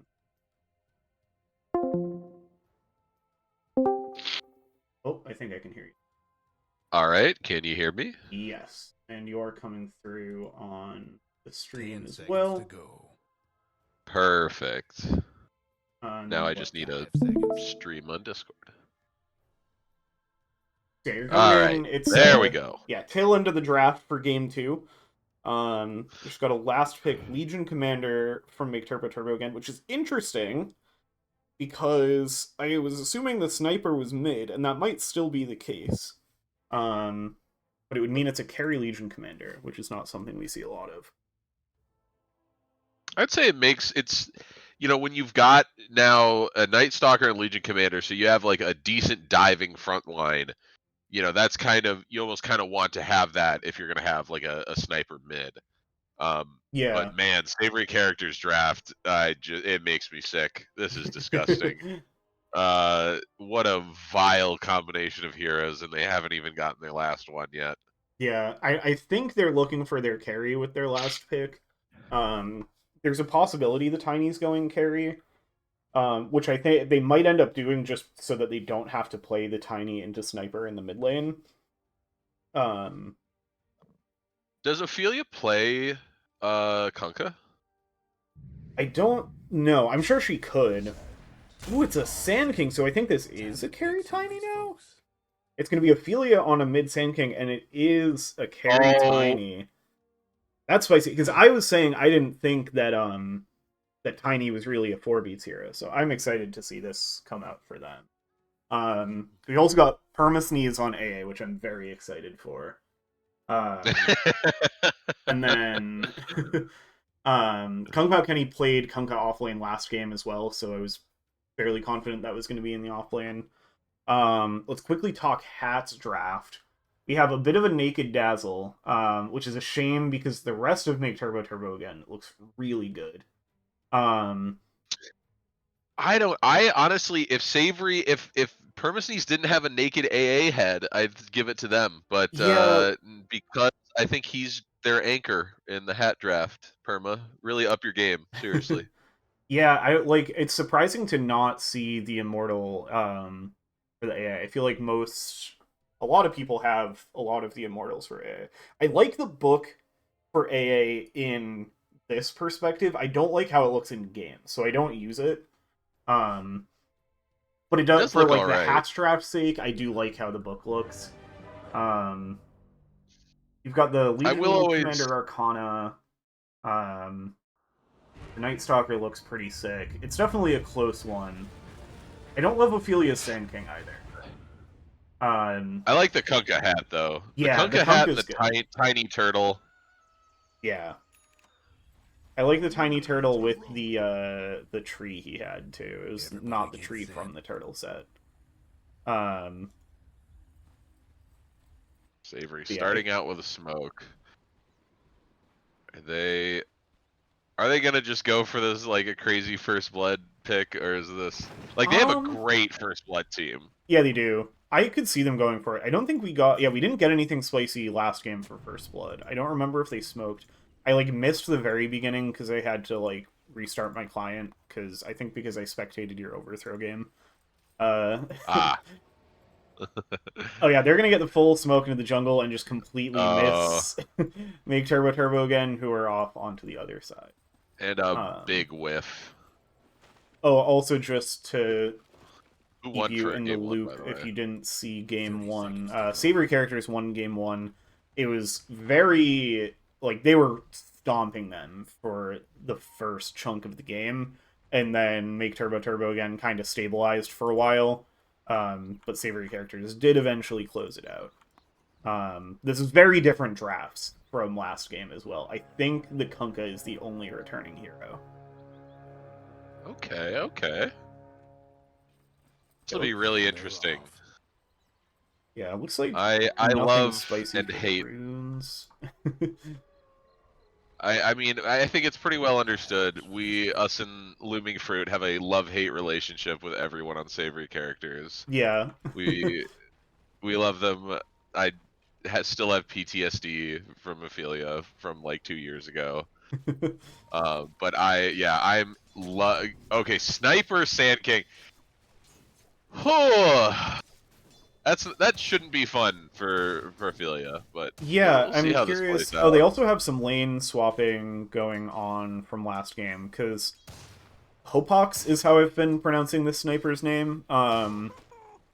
They That's probably they correct. were carry last game. Yo, Also, hold up. Check his inventory. Look at that inventory on Sniper. What a manly man! 3 that's a pairs of lot of slippers. shoes. Oh, dude, the Oh, the triple Wraithband is It's crazy, the Witch but Doctor. The Witch Doctor's getting low. Pepperboy is just walking oh down yeah. this Witch Doctor. Does have the level 1 Dude. heal. So Oh, and he has might got be able to win this trade. I mean, he's got to just He's keep not just going to run under lose tower. this trade, I guess. No, I think ultimately he's just burning Pepperboy out of resources. Like he's just kind of just trying to make him use his spells so he Yeah. can't use them on X2. Yeah. So yeah, Kinda X2 solid, had played mid honestly. last game, so they swapped around all of their cores, and I think, yeah, Junior on the Dazzle is coming in, like, didn't play in game 1. Crash has arrived, played a support Pudge last game, so they've swapped things around quite a bit. Do you think the Dazzle was like a block pick so they couldn't pick it against the Legion, or do you think he really Junior just likes Dazzle enough? They opened the draft with the Dazzle, so I think they just felt confident in it. I don't know if it was planned all along that it would be, like, protecting the Legion Commander pick. It was up top, nice avalanche. Both of the supports are getting low. It's going to be Pepperboy that goes down, X2 picking up the first blood.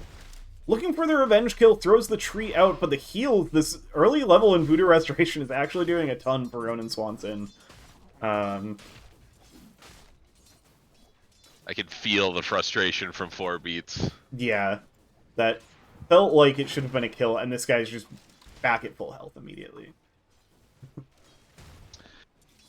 God damn. Well, he did salve, so at least this wasn't just Yeah, wasn't purely the Voodoo Restoration, but no, but all right, mid. This feels like this is probably going to be a pretty boring mid matchup. Both of them can just get their last hits, get their farm without having to really commit. But yeah, very if even Ophelia so far. wants The more to, denies for Hopox.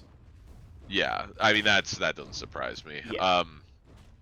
But man, I would love to see Ophelia go for the crit. Dude, look at that stash, getting basically all 3 Wraithbands at once, but ran out of room because you need some wards. Yep. Probably will get all 3 ones, because should be able to get it onto the courier. Oh yeah, you can use the courier backpack, right? Yeah. Down bot, Okay. Kung Pao Kenny laying some damage into Trash has arrived, but Legion will be able to run away pretty safely. Junior's going to take Kung Pao Kenny for a walk for a little bit with the Poison Touch, but not doing too much damage at this stage. Hermesnee's getting lots of early stacking going on over in the Dire Biangle. Well, the Misty We didn't see that, stack. Burma. No. That was it was a glitch.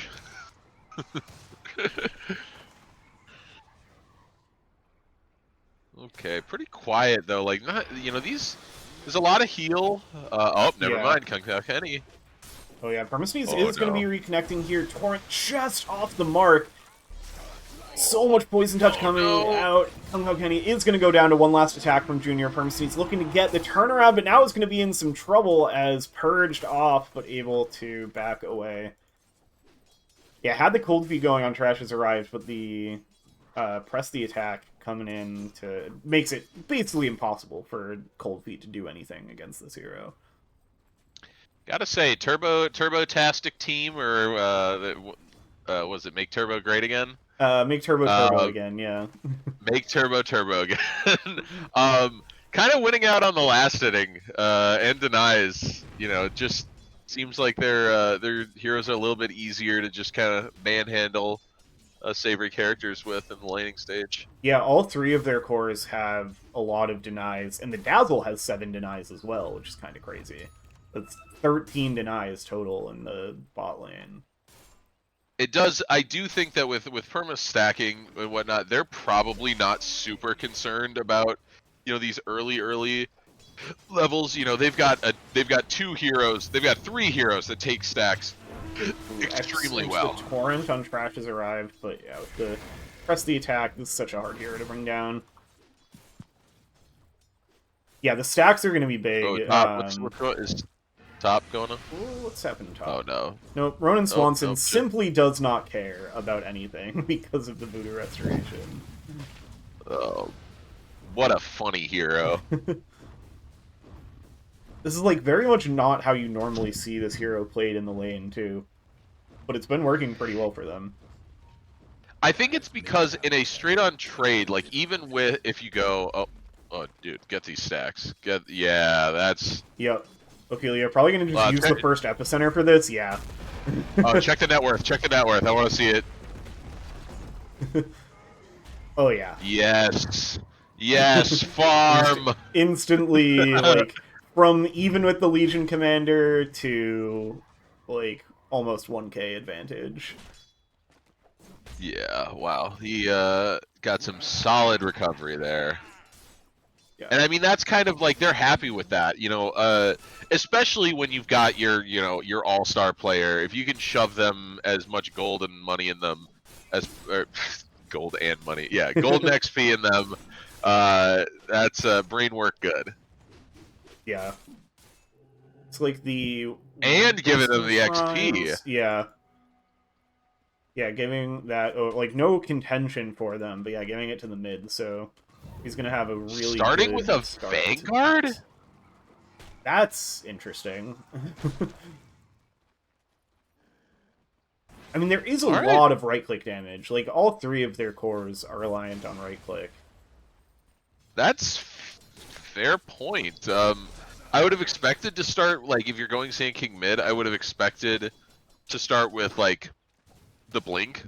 But maybe it's kind of not really, like, you want to be the center, the focal point for the fights, because you're going to have a Legion, or sorry, not a Legion, getting their draft mixed up. They're going to have other forms of catch, so they might not, between the Kunkka and the Tiny, so maybe they don't feel like they need Ophelia to start off as the initiator. Up top, Hobox making the rotation over. Looks like just to get the snipe to finish off the kill on Pepperboy. And see how that's with started. gun. What can you do? Yeah, also it had the Ask Maledict going, so... Although maybe... Oh no, it did have some out. Yeah. Just a classic sniper running in, secure the kill. Love to see it. Yep. Yeah, I feel like the Blink Dagger probably feels less necessary for the Sand King because, like, with the Night Stalker and Legion Commander, you kind of know they're going to be jumping you constantly, and you can't really stop that. So you just want to be like counter-initiate rather than initiate. But it does mean it might be harder for them to get that sniper. Ooh, Permasneeze holding down the mid lane is going to get brought down by the sniper. Back up at the top of net worth. Down bot, they find the kill. Is that the first duel victory? It was. They have, yeah, and they have the facet for sharing some of the duel damage. So 5 damage for Dazzle, very important. I mean, obviously, you know, that's the real carry in this game. I mean, of all It's like- supports, it is a pretty okay one to have some extra right-click damage on. He does like clicking on people. I think Savoury Characters needs to either full sack a lane or they need to start grouping up and looking for a fight, because you don't want to be down. You're 5-0. They are getting stacks in their jungle as well. And this is the kind of lineup where if you don't get on that sniper early, he will just run away with the game, because you're not going to be able to get on top of him through the Night Stalker and through the Legion. Yeah. And this next nighttime is going to be very scary if X2 looks to get in on some fighting action. There's definitely an opportunity here for Turbo to, like, really put pedal to the metal. They are going to have a smoke with Ophelia and Permasneeze as the Dazzle ult, just getting some good harass for free into Kung Pao Kenny. They might be able to turn this around, though. Ronan Swanson in the area as well. That's going to bring the smoke. They have the duel immediately onto the Kunkka. Oh, and big cast from Ronan Swanson. Able to stand Burrow Strike through, though. Now a huge epicenter. They get the Shallow Grave, but it's not going to be enough. It's a triple kill for Ophelia. Fullbox does get there in time to get a snipe onto Permasneeze. It ends up being a 2 for 3, but massive for the Sand King. It has the Arcane Rune as well, so going to be able to stay right in the action right away again when all of the team is back up. This was definitely Yep, top X2 being a little aggressive, but now it's going to get turned around on with the Avalanche, with big TPs come out. Crash has arrived, and Junior both making their way over off of the respawn, and now going to bring it back into 4 beats. Pop in the Night Stalker ult, chasing down with the Silence. They're going to bring down the Tiny. Ophelia making a rotation over as well. They get a nice Torrent and Boat. The Shallow Grave is there as well. Hopox, meanwhile, down bot, finds a kill. Permasneeze gets the Ice Blast from across the map to help finish off Trash has arrived.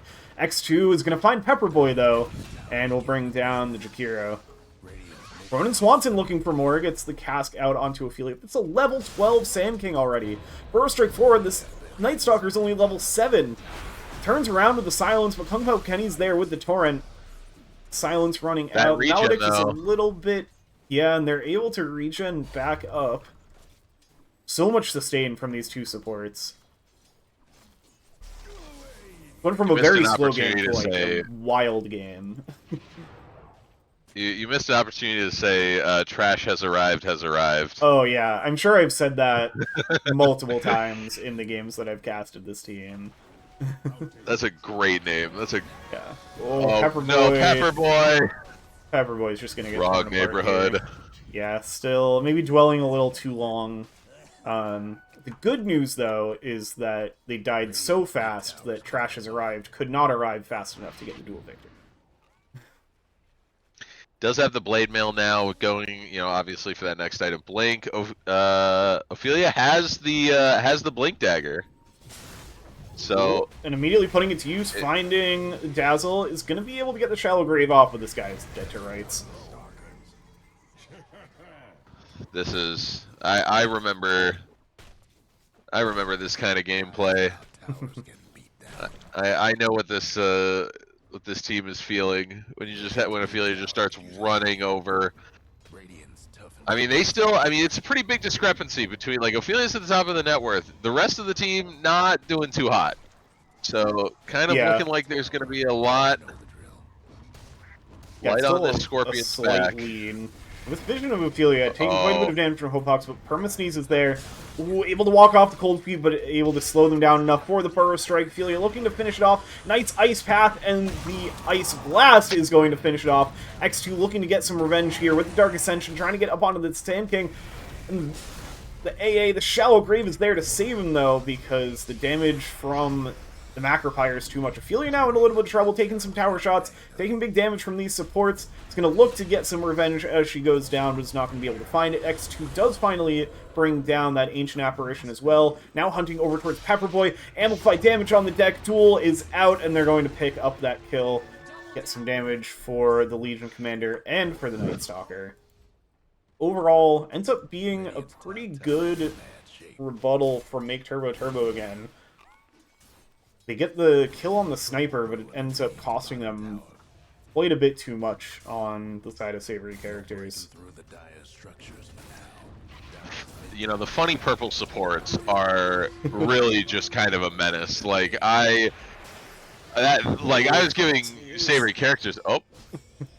Oh, juke perma. Yeah, able to get away. I mean, there's no duel for another 20 seconds. Looks like Savoury Characters really want to defend this mid tower. Nice blink burrow strike. Has the upper center available. The blade mail could be a little bit of a problem. Here comes the Ice Blast, though, onto Ronan Swanson. Big TPs coming out from Make Turbo Turbo again, but it's not going to be in time. But can they get their revenge? Maledict is out on Ophelia. She might tick out to it. Nice Ice Path to prevent any further advance. Snipe also gets... No, does not get cancelled. Oh, but it's just enough health on Permasneus to be able to survive it. Ophelia just surviving from that boat buff as well. Very nicely played fight from Savoury Characters, getting everybody out alive there. Can you check Sniper's items real quick? Yes. Okay. Maelstrom. So he's and 3 range bands. Maelstrom and the things we already knew about. Yeah, those are like what a funny inventory. No, I think Sniper's sitting in a Sniper's in a really good position here. Like this is exactly what you want to just kind of be unbothered, getting your items. You know, died once, but who cares? You're a man with a gun. Yeah, this is... Even with... It's interesting how, like, both mids are at the top of the net worth. Like, they didn't really contest each other that much. They both just got their farm, they've gotten their stacks. They're both 4-1, 5-1 now, as I miss a kill down bot. Yeah, they bring basically the whole squad. They've been doing a good job keeping space for 4 beats. I feel like we've not seen much of this Tiny as the Echo Saber going fully into that right-click build.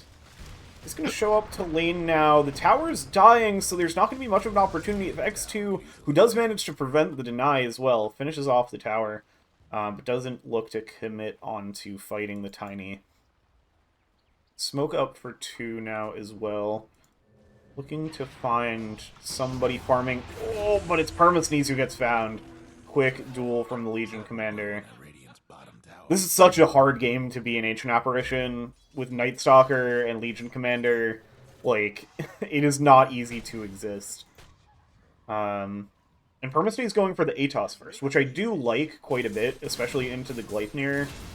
Was down bot, they find a kill. And the Kunkka, perhaps, just farming a bit too far out, getting found by the sports. Did Witch Doctor commit ult for that? Yes, looks like it. Okay. I was like, how the hell did they bring him down? But funny purple guys. Yep. They got sticks. They bash your head in.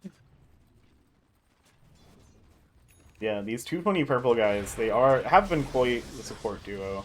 Like, Savoury Characters do not want to go up this tower. Perma, come on. The Atos the creep. Yeah, he's... That's tough. Atos is good. It's also really funny that he, like, rushed an Atos. Oh, how did that happen? How do these kills keep happening where I'm not looking? I need to look back bot before more kills happen. Now they get the root into the Ice Path and the Chilling Touch. Boat coming out too, but it looks like X2 is going to be able to sidestep this. I'm surprised the Ice Blast didn't get committed, but maybe he was waiting for more heroes to show up. Now Trash has arrived, gonna come in to join this fight, gonna pop the Dark Ascension as well. Blink in from Ophelia onto the supports. A nice cast from Ronan Swanson is gonna give them the space they need. Hex out, and Trash has arrived right onto Permasnees, gonna find that dual target again. And now with lots of resources spent, Ophelia in a bit of trouble, but gets the Burrow Strike away. X2 cycling back through, gonna find Pepperboy, and now chasing forward. 4 beats arriving, though, off of the respawn. But X2 able to just escape away, and now they get more catch onto Kung Pao Kenny. They have enough. Blink forward from Trash has arrived, wants to finish this off, and able to bring it down with the help of the Night Stalker before the Torrent lifts her up. Oh boy, yeah, that was kind of unfortunate. They both the initiators jumped past each other to go to the back line, and it was just Legion had a way easier time ripping them apart than Ophelia did. Got the coconut, got the bounce, and just kind of wasn't able to kill off the purple men. Yeah, the silly purple guys do have much better tools for surviving a dive, just like innately in their kits, compared to like Hmm. AA and Jakiro. You get on top of them, they're just dead. They need multiple items to be able to survive these jumps. And like the ATOS is great. I like the ATOS on AA, but I don't think it's what you need at this point in the game. Over mid, there's going to be another duel. Ice Blast is not going to be able to hit in time. It will land onto 2, though, and they get the boat as well. Both of these heroes getting low. They have the Shallow Grave. It looks like they're going to be able to fully escape. Now turning onto Perma's knees, X2 comes in. They tear apart the AA. X marked back on Ronan Swanson, but there's nothing to follow it up. Oh no! Yeah, this is just the momentum game right now. It's night.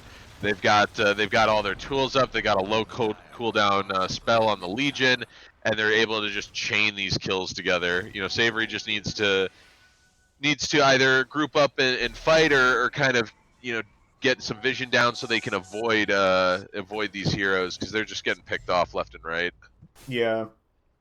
They have some decent vision out on the map. It's just hard. Like, it feels like between the Night Stalker and the Legion Commander, they can get around the map so quickly that there's not a lot you can do. And now 4beats is going to be the one in trouble. They have the duel, they have the follow-up. Finish it off in time to get the damage they do. And now Ophelia in trouble immediately into the silence. Big Ice Blast connecting onto 3, into the Macropyre as well. This could be enough to bring them down. Epicenter is there as well. So many big team fight ults, but it's also going to be enough to bring down Ophelia. Pops on the Witch Doctor as well, and now Kung Pao Kenny looking to run down Trash has arrived. Legion Commander maybe considering turning around towards the Jakiro. Just going to purge off the slows and get out of there. So that's a pretty good response, but still losing 2 cores on the side of Savoury Characters. I think that's still... I mean, they get more gold out of it, but I wouldn't be disappointed with that fight for Makes Turbo Turbo again, either. Like... I mean, the problem is, like, these fights are happening without the sniper.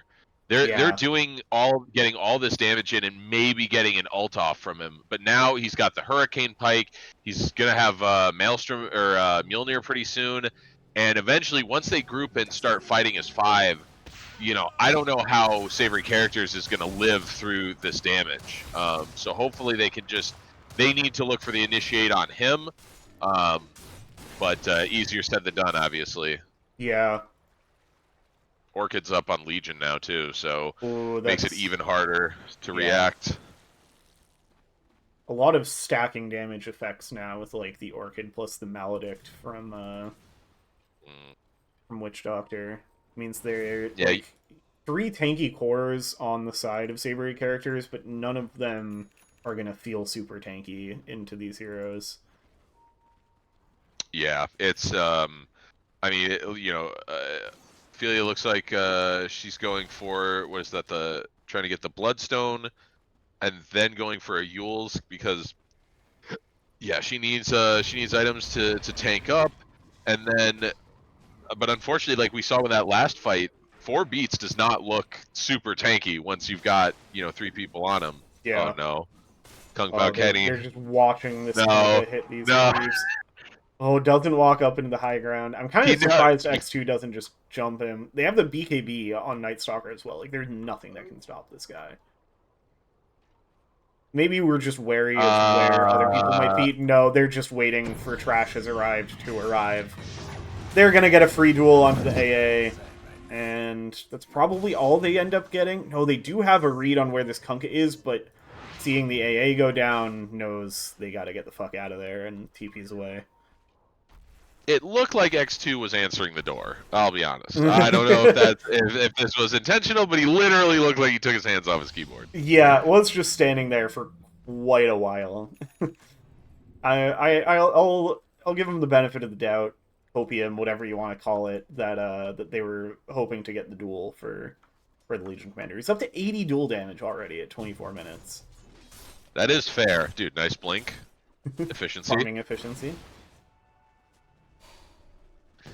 X2 is going to find Kung Pao Kenny, but doesn't want a full commit. Neither one of those heroes can really do that much to the other at this point solo, Yeah. so it's just kind of ship crossing with a vampire in the night. Legion is back in the area with duel ready to go. No. This can kill the Kunkka. I've seen this before. This is a classic. Sneeze, getting some vision out. Or Nice stun to start things off with a duel over onto the Jakiro this time. We'll get the Ice Blast onto the Legion. Ophelia getting brought so low by the Witch Doctor ult, though. Ronan Swanson just standing in the middle of everybody, does not care at all. Toss up from 4 beats. They are going to be able to bring down Trash the Ride. X2 eats the snow cone, and now is going to have some turtle soup for dessert, I guess? That metaphor fell apart, and so did Savoury Characters, with 5 heroes on the deck. That was a good one. Thank you. And just Legion Commander brought down on Make Turbo again. Shout out to Ronan Swanson, who's getting these coconuts, like, these just incredibly high value nut bounces. Yeah. And Savoury Characters needed a silence or something between Witch Doctor ult and Dazzle save. Like, that fight would have went so much better if they could have just stopped one or if not both of them from getting their spells off.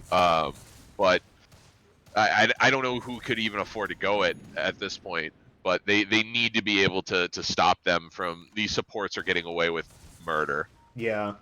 I feel like your primary plan for canceling the Witch Doctor is probably the Ice Path, but Pepperboy was the one who got dueled, so the Jakiro just wasn't part of that fight. And if you don't have a good backup plan for that, then... Ooh, they're gonna get a good jump with the Burrow Strike and the Ice Blast, jumping everything onto Hopox. The X back secures the kill on X2 as well, falling pretty low. Another big ult from Ronan Swanson, but this time, I mean, they're not taking any damage at all. I guess it's all going into Ophelia, who might... I don't know, it doesn't tick down to Validate. That's exactly what they needed. Yeah. Oh, the duel on the Jakiro again. Might be able to get revenge. Oh, Permasnee's in a tough spot, though. Knights X and Torrent to give Permasnee's the space they need. Ophelia getting in there with so little health left, but it's just the amount of health they need. Now turning on to Junior, who has the Shallow Grave, but it's just going to delay the inevitable as long as they have protection, and they do. That's a full team wipe. Back the other way. Huge fight for Savoury Characters. We got some Dota in the house now. Holy! Signs of life from Savoury Characters. Oh my god, I was so worried Ophelia was gonna feed there, but let's see it. They got the sniper. I mean, that was perfect, right? You know, they committed all 5. There was only 3 in the area. Like that, they saw their opening and went for it. And yeah, they got some return kills on the back end, but you are happy to pay the Jakiro tax. Yeah. It means that you get to walk away with a team wipe. Yeah, only losing the Jakiro there is huge. They were very close to losing both the Sand King and AA, but very well placed stuns. Like, we're seeing, they do have quite a bit of, like, area control. They actually have a ton of area control on... Yeah, their 5v5 team fight is no joke. Yeah. You know, these guys can tussle, but it's their, up to this point, Turbo has been playing their game, which is, we kind of talked about it originally, like, one team wants to team fight, the other one wants to do pickoffs, and up to this point, they were playing the pickoff game. Yeah. Bloodthorn's up. Yeah, that's going to be another big source of damage. Almost. I do think that's a little greedy to go for the Bloodthorn before the BKB, though. Yeah. And I think we kind of... I mean, I don't know if that BKB would have changed anything, but, you know, they're still going to die, whether that's a Bloodthorn or a Orchid. But, I don't know, we'll see. They get the Tormentor, they get the Shard for Permasnee's, which is a very good one to pick up. And they do it without losing anybody, which was good. It was a little close for some of the support. But they did the math. net worth has really stabilized. I think there was. Did it get up to? Am I crazy? Or did it get up to like an 11K net worth discrepancy?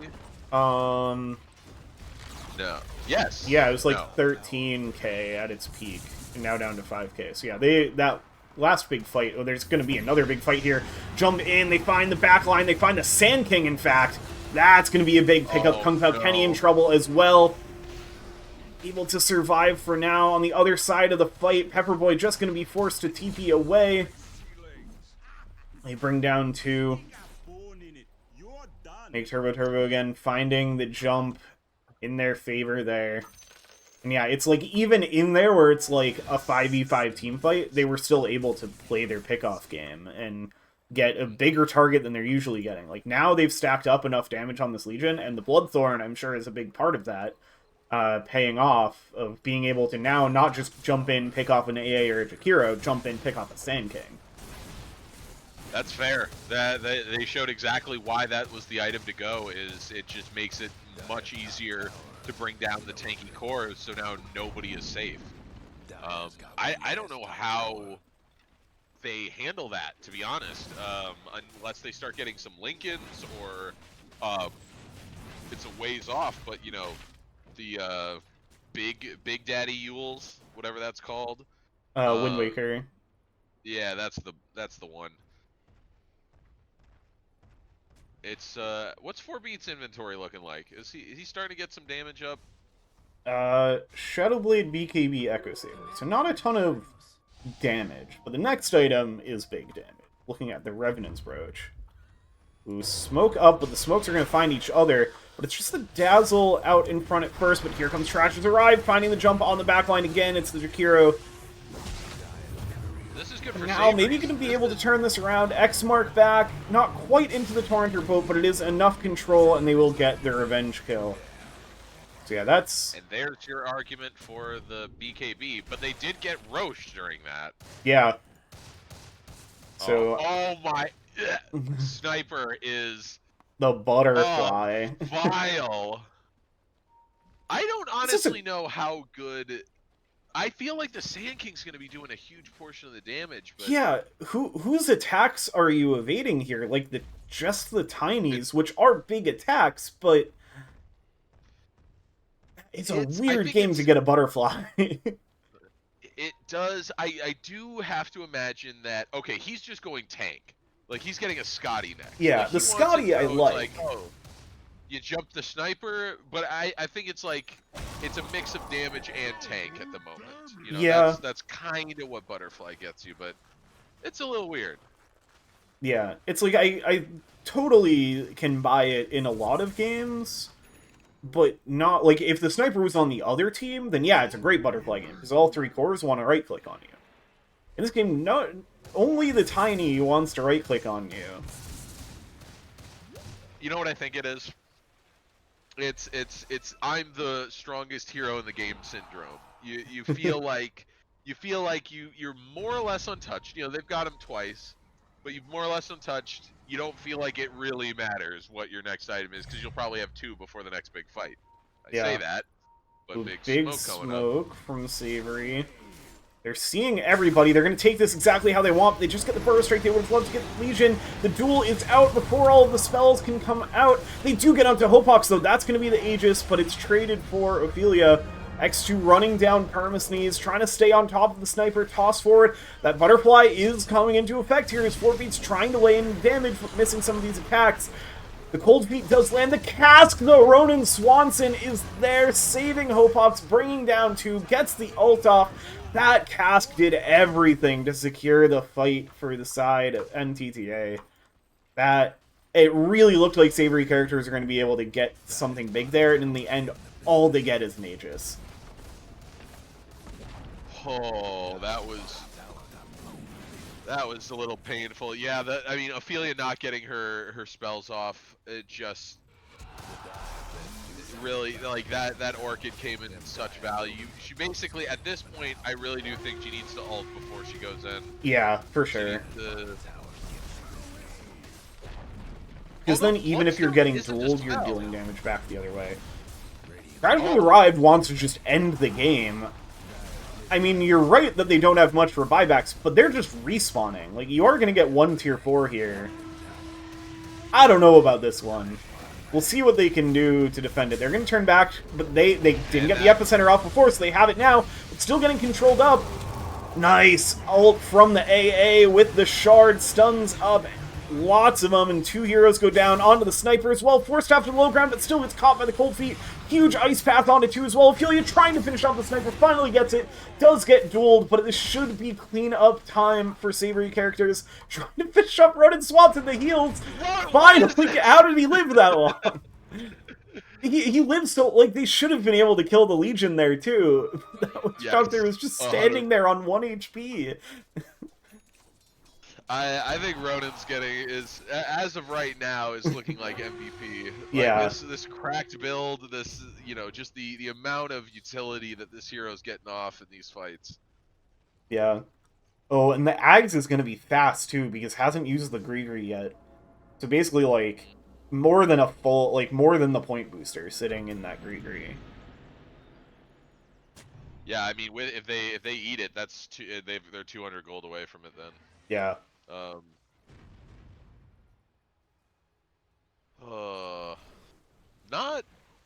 mean, they got some good return kills there, so, you know, it's not like this is Savoury's out of this yet, but man, they took these big 5v5 wipes. You know, it's, what is it, a 4k gold difference between, you know, the mid and safe lanes right now? Yeah. Oh no, Balcony. Lee. Oh, the Yules. Has the BKB, though, but here comes X2 with the Dark Ascension. As the TP away, chose not to just go for the Nightfall immediately. And that could be trouble, but Ophelia is there.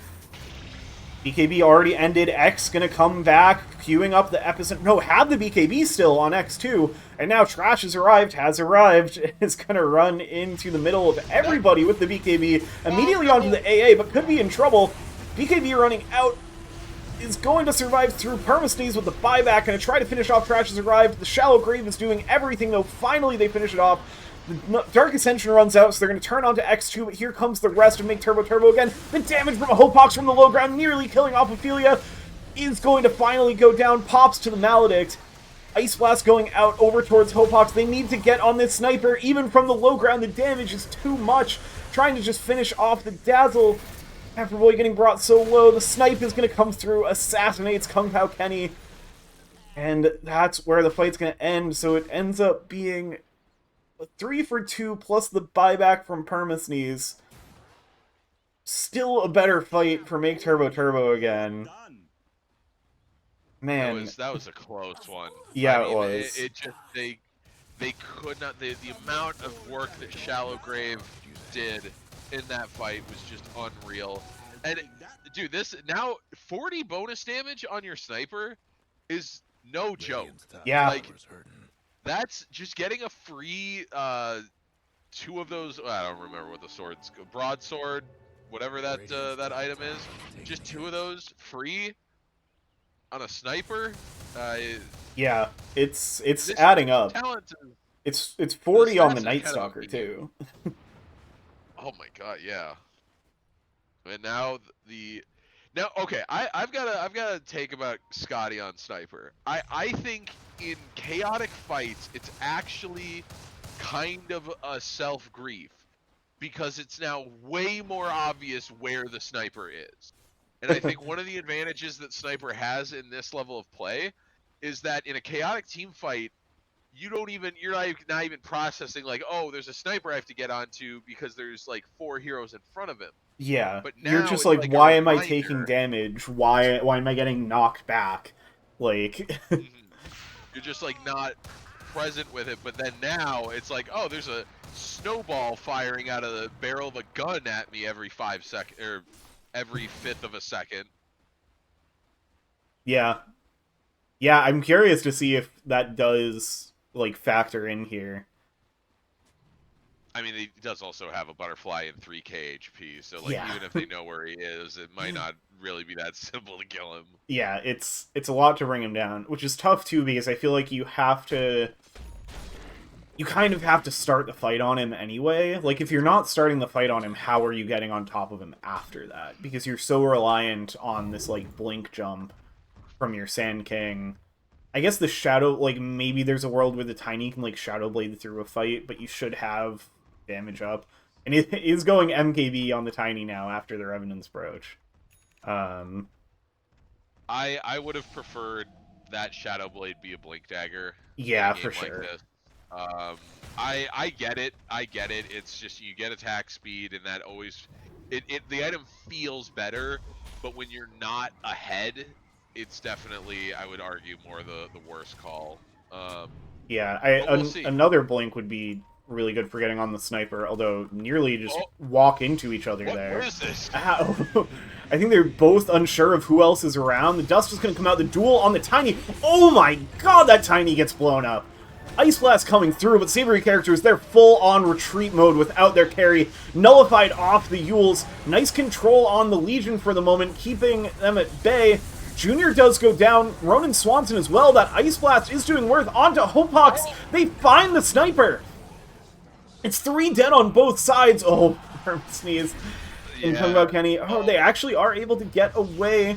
Now maybe turning around with the root. The silence already ending. X back. Oh, the purge from Trash has arrived. Is just in time to prevent X2 getting caught in the torrent. That was a very awkward fight, I think, for both teams. It was not clear who was going to come out ahead, but he got Ophelia got the Sand King ult off and was able to kill the Dazzle in that window, and yeah, was that's able to huge. pull, like, because we say you have to jump the sniper first, but really, if they're grouped as 5, you got to kill the Dazzle. Yeah. And so it's just what is this? Jump up into the high ground. Doesn't have BKB available. Could be troublesome. X2 gonna run in as well. Nullifier and duel. The damage coming back though. It's a 1 duel for Kunkka. And now Ice Blast connects. They bring down X2 as well. Kunkka, Kenny, and Perma with the bait. That damage. What was dealing that damage? I'm so confused. Like, Legion died way faster than I thought. I think it was the blade. I think Kunkka got his blade mail off before the duel. If I go to Legion Commander's death summary, it's all from Kunkka. Yeah, 2,000 damage from blade mail. I mean, honestly, like, that's kind of the big brain play. Like, you... Oh, this is Roach for Savoury Characters. Without those 2 heroes, there's nothing Make Turbo again can do to contest this. Great read. Great objective. Gonna get scanned out, but, like, you're gonna throw Shrapnel in to try to steal it? That would be so funny. It was kind of close, honestly. It really was. Also, you can see Sniper... I've done the Sniper build before, where you just, like... You know that you're you're the #1 thing they have to kill, but you hate buying BKB because you're a sniper player, and that's another button you have to press. So you just instead build a bunch of passive tank items, and then you get Satanic. Yeah, I mean... It's good. I'm not going to say it's bad. He definitely should have a BKB, based on how he's dying in these fights. Yeah. But a Satanic's going to do him pretty good as well. Like, if they can't keep him locked down, it'll take, 2 seconds for him to go from 0 to full HP. Yeah. Though the Ice Blasts from Permasneeze have been pretty on point. That's a good point. Like, that can fully negate the Satanic plan. Because I think in the last fight, when he got brought down, it was under an Ice Blast. That's very likely. Yeah, no, Sniper is... Nobody likes to build BKB on Sniper, and I say that as a Sniper player that doesn't like to build BKB. It's not a fun item. Oh, no. Oh! That was way too close for them being able to turn that around. They're gonna chase this down, but now they get the Dark Ascension. The sniper's nowhere near this, is going to be able to TP into the outpost. And, yeah, without their ancient apparition, it's actually dead forever. Must have bought back before this He death. bought back in... I remember he bought Yeah, back a while ago. I guess he hadn't died since then. Or he bought back again.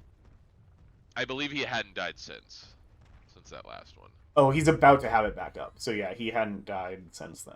It's pretty impressive. Is that a Sanj in Tiny's inventory? Yes. I don't know why. Oh, you either need to go Sanj and Yasha, or you need to finish that harpoon, but you got... Oh, big jump from Ophelia at the epicenter, but able to get the BKB off, and the Horpox just teeing off into the Sand King. Yules and the Bloodstone keeps her alive, though. Ronan Swanson gets the ult off and blows up to buyback immediately. They did still have the Aegis, but Kung Pao Kenny gets brought down in the meantime, and 4beats is now just in the middle of no one. Able to retreat up to the high ground. They get Permasneeze's buyback out as well, but there's no buyback available for the Sand King. They can buy back on Kunkka if they need it to defend. Nighttime is ending. Oh, jump in from Crash's Arrive. 2-shot kill on Jakiro. Buyback immediately from the Dragon. Kunkka as well. One set of barracks is going to go down. Permasnee is standing a little close, but able to force staff away.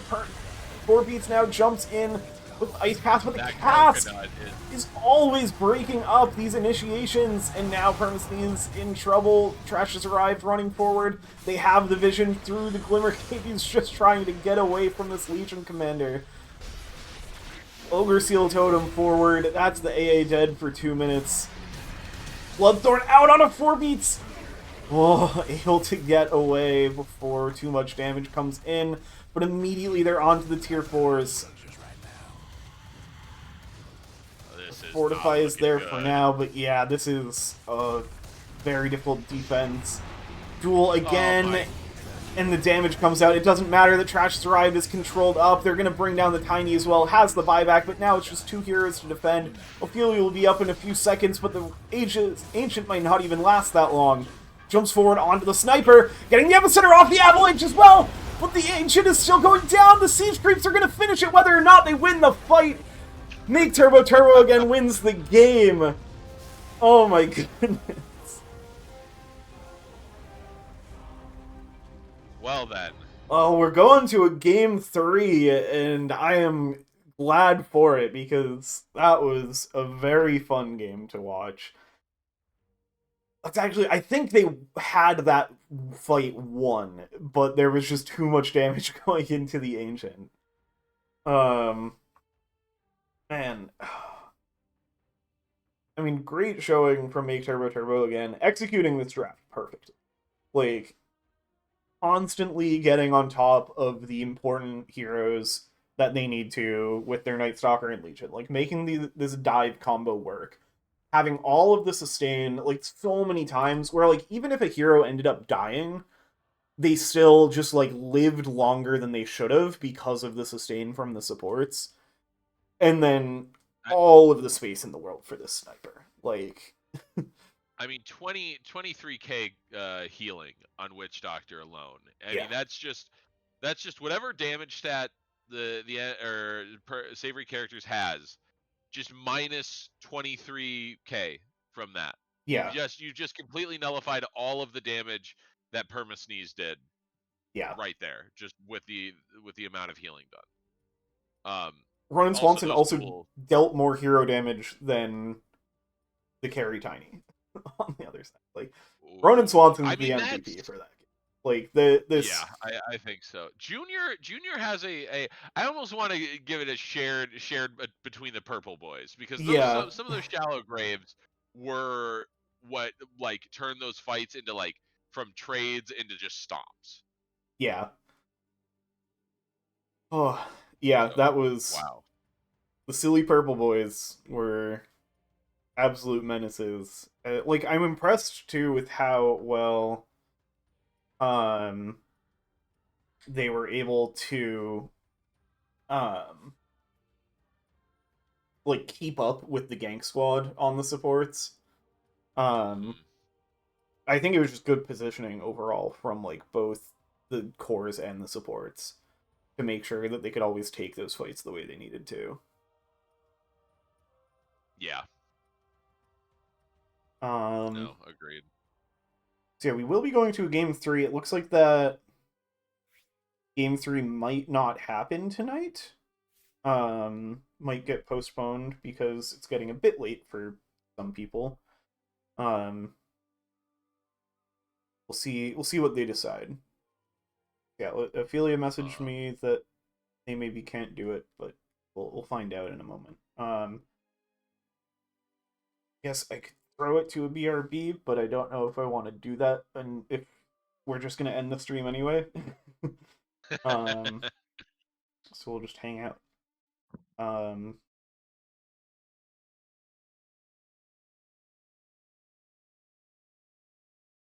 yeah, whether they play it tonight or tomorrow, this game 3 is gonna be sick because like they I think they've both had such strong showings in these games and very different drafts and strategies in both games. So I'm curious to see like what you ban out. Like probably the Night Stalker and or the Legion Commander.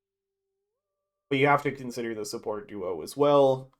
I think the sniper you can handle, you just needed a better plan for it. Yeah, I do think that they did kind of shaft themselves a little bit with the triple melee cores. You know, it just triple melee cores into sniper is you just not fun. Like you need somebody who doesn't need to be literally on top of him in order to deal damage. So hopefully, if they do let that through, they give themselves kind of a range core. It just kind of comes down to all of those heroes kind of overlap each other without giving too much, value that only that hero can provide from that role. So maybe I'd like to see Savoury Characters add, if they're going to keep things similar, add a range core or swap out one of the supports for something with a little bit more save, so they have the potential to prolong these team fights, because they had great actual initiation and damage in the fights, but they didn't have the range and they didn't have the save that Make Turbo did. So we'll Yeah, uh, we'll see what that ends up looking like. But I think both these teams are pretty well matched. yeah, for sure. Yeah, looks like that is going to do it for us tonight. Game 3 is going to be played at a later time. Um, Looking forward to that. I don't know. It'll depend when it gets scheduled for, as far as if we're able to cast it. Um, Game 3 incoming, not today. Okay. Yeah. Um, yeah, so I guess we'll see. Maybe tomorrow. If it's tomorrow, probably won't be able to cast it because we're playing our game tomorrow. Plenty more of WLDL action coming up throughout the week, throughout the next month or so, however long it takes these brackets to finish out. Looking forward to it. Looking forward to more of these teams and seeing what they have to offer. That's about all I got. Thanks for joining me for the cast. Thanks for having me. All right, have a great rest of your night and great week, everybody.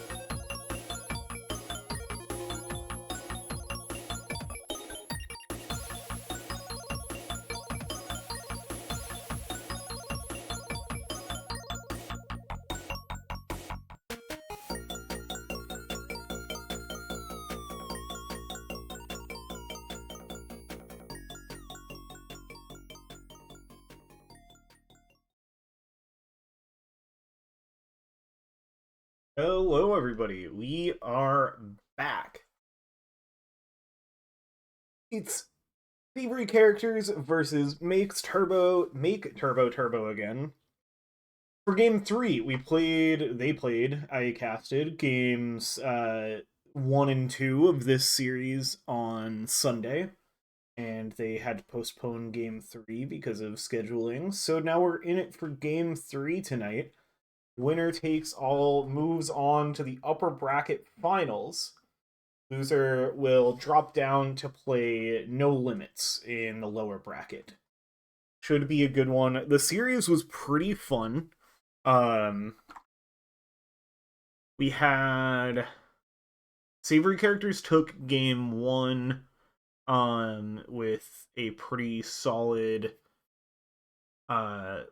like Kunkka, Ursa, Death Prophet, Tricore with Witch Doctor and Weaver supports.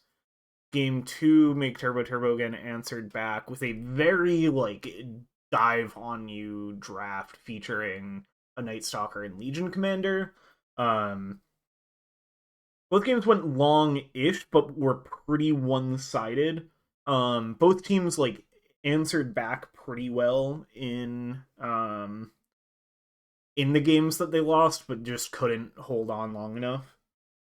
I'm guessing we're going to see pretty similar bans to what we saw in the series last time around.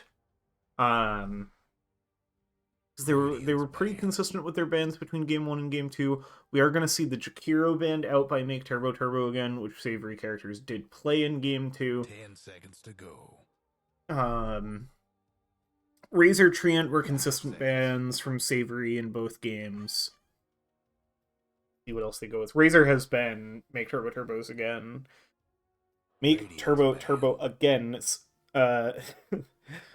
Most picked hero of the season. And the tree, I think, is up there as well. 5 seconds. Yeah, 3 games on the train sector. Not crazy, but I think it's a well-known, powerful tree.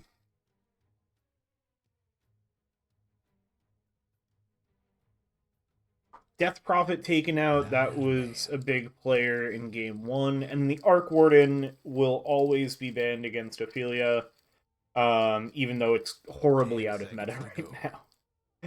5 seconds. It's just, yeah.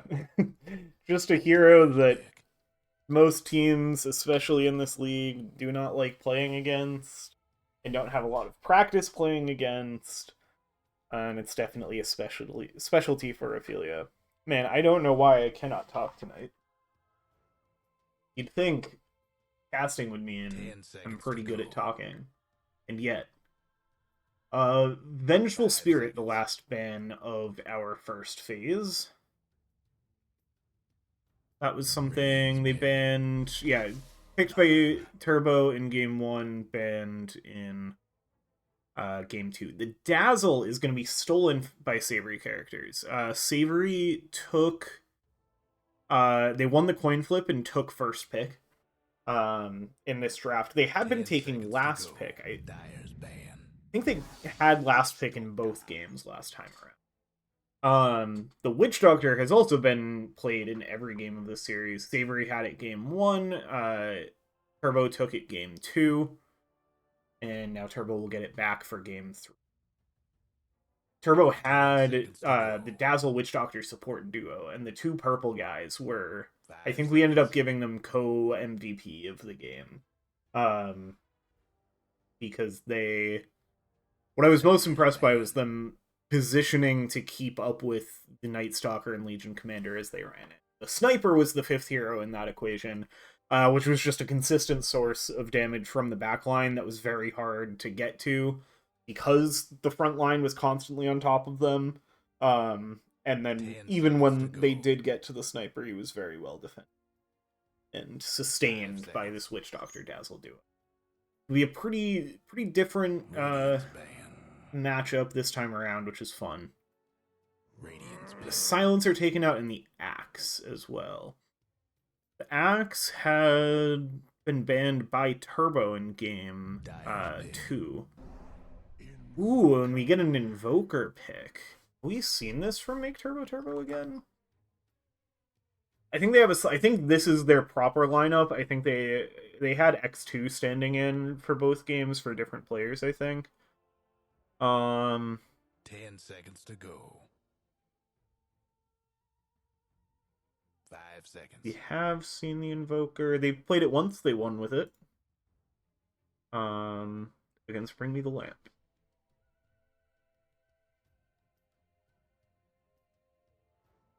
Looks like old versions of this team, before they were called Make Turbo Turbo again, played the Invoker quite a bit in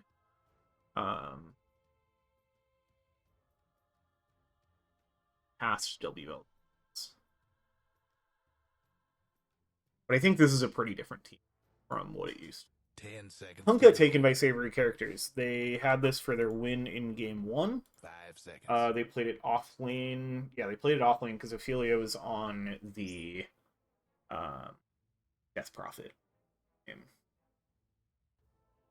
I think Savoury Characters, it looks like, also has a different lineup than they had for both game 1. Their game 1 and game 2 lineups were different because Permis needs stood in for Benj in game 2. And then now we have Forfates showing up, replacing Pepperboy. And we're going to get a Ringmaster. Haven't seen... I think the only Ringmaster I've seen in WLDL so far has been when I'm playing it. I know some other teams have picked it up, but I just haven't cast a ton of games this year. 10 seconds to go. I'm excited to see this. I'm guessing this will be a Permasneeze hero. But it might be something somebody else on Savoury Characters has been practicing more. The Dazzle could also be Permasneeze. We could also see a Dazzle Core. I think that's quite possible. I'm curious. There's definitely flexibility in the Savoury Characters draft. The Dazzle, I think, will be support, but I think there's a chance of it going core. The Kunkka can go in any core lane right now. Like at Raleigh, at ESL 1 Raleigh, we were seeing Kunkka played mostly mid and off lane, but even showing up as a carry occasionally. So plenty of slots for that. Whereas Make Turbo Turbo again, I mean, there's a chance it's an Invoker support, but I'm gonna assume it's a mid Invoker, and Witch Doctor can go in either lane support. But I don't put a ton of stock in position 3 versus, position 4 versus position 5 these days. I said position 3 because I was looking at a giant watermelon fish popping up onto my screen because Tidehunter is picked up by Make Turbo Turbo again. This hero I thought had been... I'm thinking of a different series. Yeah, wasn't contested yet in the drafts. Sure, Turbo again. Yeah, they've played it twice. They won both games with it. Yeah, the Witch Doctor they've played a lot as well, with more middling success, but still overall positive. They've had a pretty good season so far. Yeah, that'll likely be your off lane. Theoretically, can float around a little bit. What are they going to wrap up? I would think they're going to go for their support and leave their carry, most likely, for overall last pick. It is possible they pick up a carry here and leave the potential Invoker flex open. I'm still skeptical that this team actually has an Invoker flex. It's a Medusa, so they will leave that question mark in our heads as we go into the final phase of the draft. We've seen quite a bit of off-lane Medusa as of late. This is a very bold Medusa pick because Anti-Mage is not banned. There was really funny stats from ESL 1 Raleigh because Medusa was very popular and Anti-Mage was not particularly meta. So Anti-Mage was like picked 0 times, banned 17 times at some point in the stats. I think he did get picked a couple times. but he was just like getting banned anytime Medusa would get picked. And that was like the only time he was contested in the draft was when there was a Medusa in the draft. It's open here. I see no reason not to go for it. Like the Ravage is not the scariest team fight initiation. The Invoker can be a little annoying. He has decent catch, but none of their catch is super crazy. You can reflect the cask, which is really nice, and even if you don't reflect it, you have to get a real good cask in order to block it. Juggernaut, really? That's crazy to me that you're picking a Juggernaut in that slot when Anti-Mage is open. Like, I know... God, I really like how Anti-Mage lanes into Tidehunter, too. I feel like I've played that before. And it sucks. It sucks for the Tidehunter. I feel like this is such a free AM game. That's crazy that they go for the Juggernaut. But maybe it's just more comfort. I don't know. I'm sure 4 Beats has played their fair share of anti-mage games. I mean, come on. 5 seconds.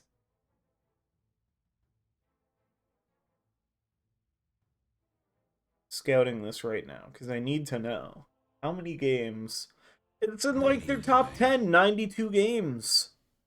1, 2, 3, 4, 5, 6. It's 11. It's 4 Beats 11th most played hero. Granted, they haven't played it in over a year, but it's anti-mage. Like, that's not the hardest hero to play. I don't know. 10 seconds. We'll see if this Jug pays off. I think Jug has been not largely considered a incredibly strong hero. Dyer's ban. But still can absolutely work in the right hands and when given the right amount of space. OD and Puck banned out by Make Turbo Turbo again. The OD ban is a little mandatory. That's like the mid lane version of Anti-Mage. It's like one of the other really good Dusa counters. And the Puck is just a hero nobody wants to play against, even when it's in the hands of somebody on like 200 ping. Dyer's pick. And Storm and Ember banned out, so just worried about Spirit Heroes out of the mid lane. It's going to be Alina. This is an Ophelia Classic. Instant Ursa pick. Absolutely instant. They did not even process the fact that this was going to be Alina. Okay, so now something weird is happening. This is a support Medusa, I think?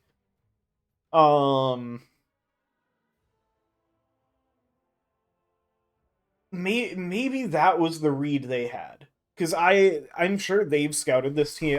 My team never had to play against Turbo Turbo, and I'm very familiar with Savoury Characters. So Turbo Turbo, I don't know their stuff, and I know Savoury will have done their research here. So I'm guessing they knew that there was the opportunity for this Dusa flex. And come to think of it, they were banning carries. Or no, sorry, they were banning mids. Why were they banning mids? Because even if you thought the Dusa was flex, then you kind of know the Invoker is mid. If you're banning mids, then you would think the Invoker was the flex.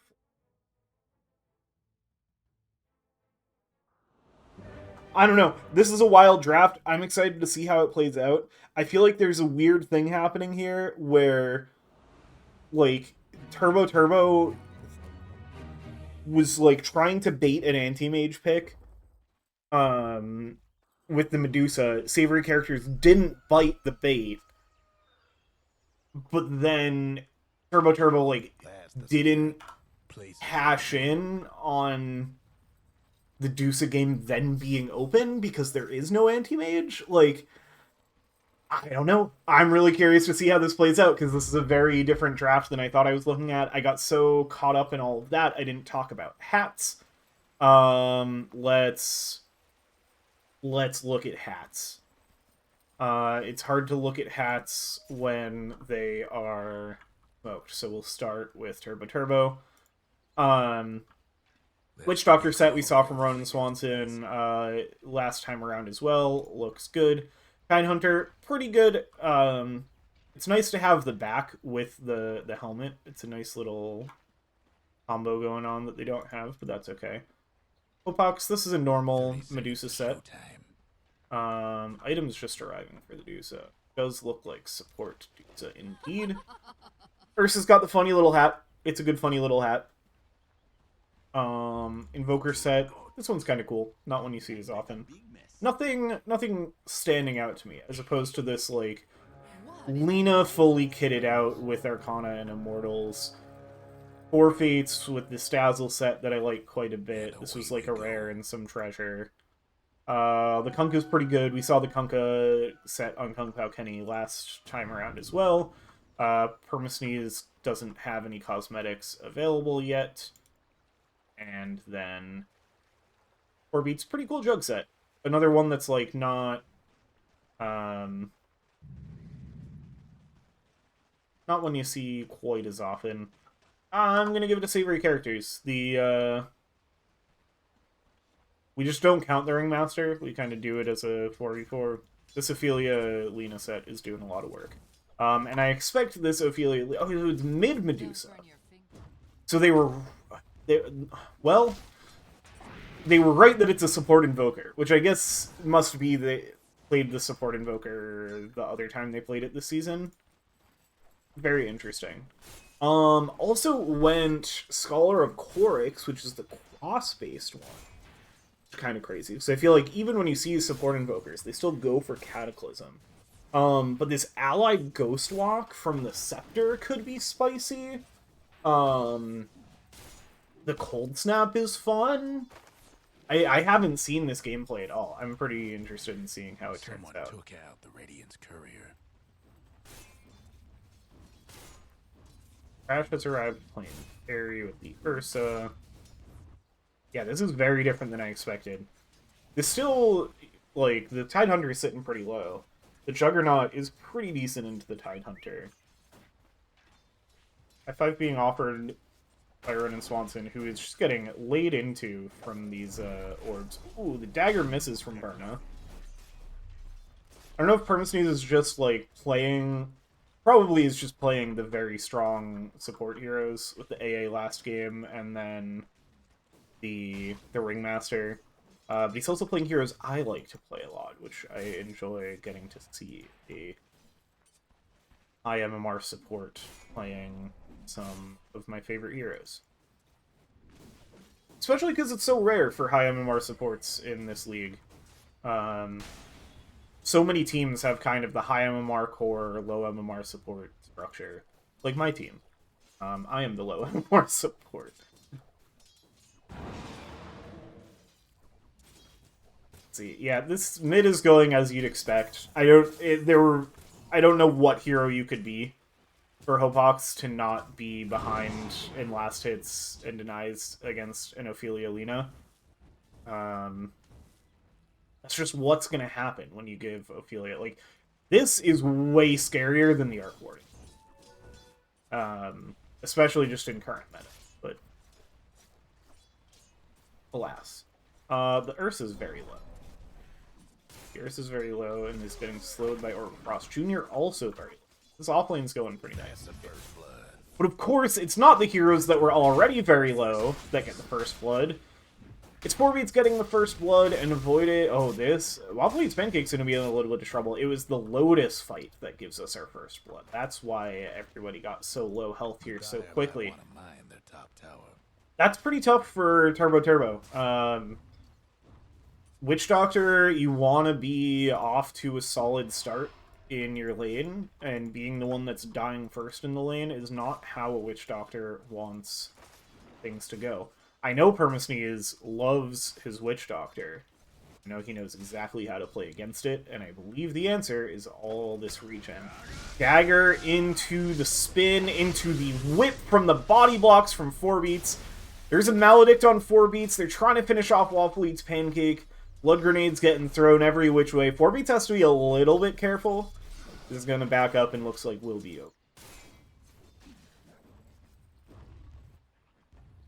Nobody dies. The Tidehunter eats another dagger.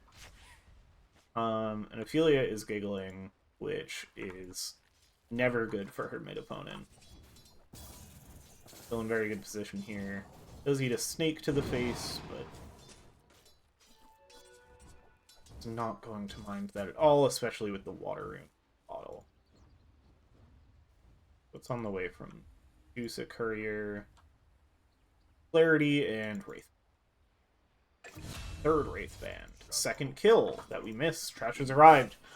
Gets on top of 4 Fates now. Going to look to escape. Looks like plenty of speed with those brown boots. Not going to be a problem. You have the X mark available. Probably not enough to kill without the help of the Dazzle. Real quick, we'll check the death summary. Stunned up by a tornado. Smacked in the face by a bear. That'll kill just about anybody. Precious Ride is still sitting a little low and is going to be greeting 4 Fates back from the lane by receiving a Poison Touch. EMP goes out from Junior. I think that might have clicked from Penny. So yeah, go in the Quas Wex, which you normally see from the support invokers.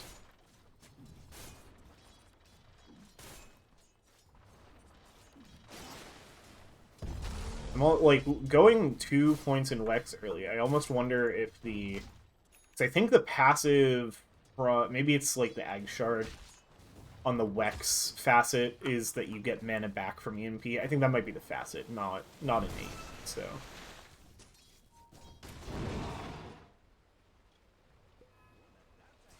Hermesny is going to secure the Lotus. Looks like Savoury Characters on top of both of them. 4 Fates getting the one here.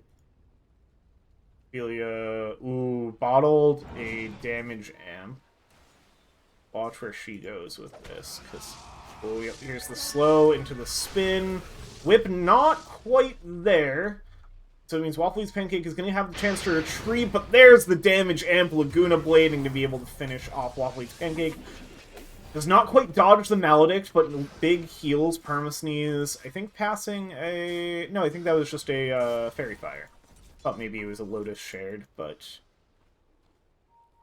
Oh, very clean.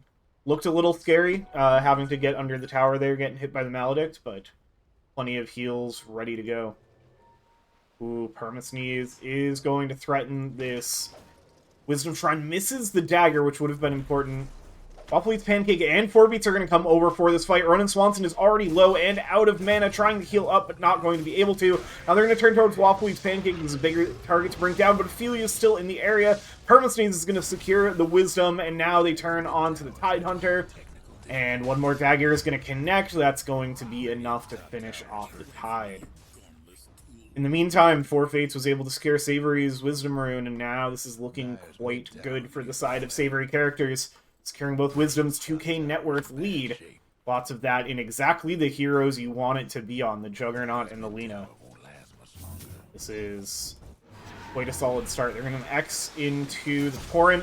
Trash has arrived, going to try to respawn, jumping in. There is Shallow Grave available. Gonna get it off just in time. Ooh, the big cask, though, for Ronan Swanson rotating in, but they do manage to finish off the Ursa. It's a nice trade.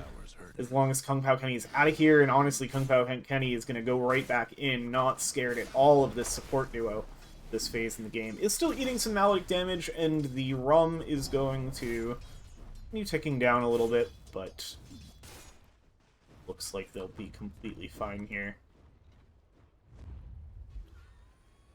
Smoke up on Permasneeze and Ophelia. Get some warding done. Maybe looking to kill off the Tidehunter again. Knowing that the Witch Doctor was forced to rotate bottom to get the return kill.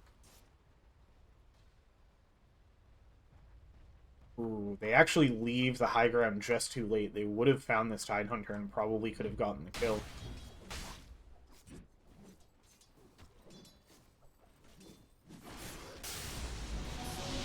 Tornado goes out from Junior to try to just harass some more, try to secure some of the last hits from the pull camp.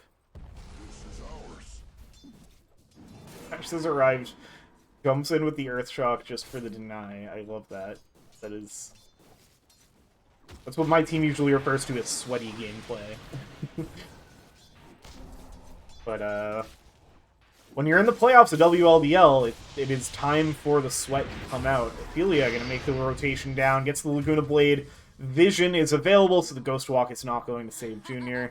Now Trash has arrived, can be forced to retreat from the lane. Kung Pao Kenny is gonna get the connection here. Trash has arrived, jumps back around, but the Shallow Grave is there again. Just trying to keep the Ursa off of the Dazzle. Won't be able to do so, but now the damage raining in. One more click will do it, and Ophelia finds the shot. Killing spree for the Lina. Trash has arrived, goes down again. And this is looking like more and more of a great start for Savoury Characters. Yeah, triple Wraithband looking at the Maelstrom for Hopox. Gonna get that farm going. How Kenny working on a Blade Mail. 4 Fates, working on some Mana Boots still.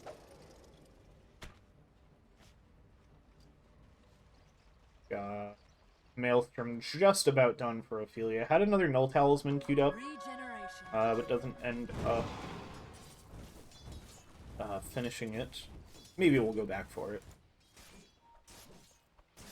4 beats, working on the Maelstrom as well. Lots of Maelstroms in this game, no surprise. Oh, gotta be careful of the cask! Oh, no, not like this! Oh, Ronan Swanson's gonna get all of the large creeps from this camp, too. That's actually a massive kill from Ronan Swanson.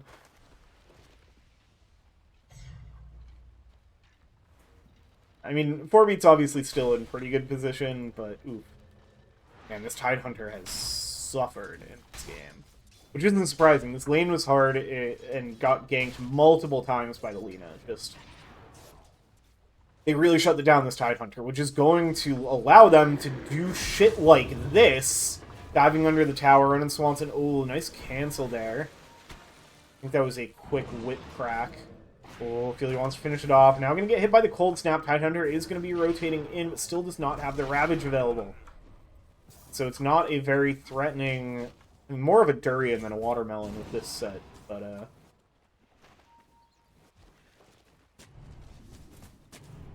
yeah, it's a lot of rotations down here. The entire team.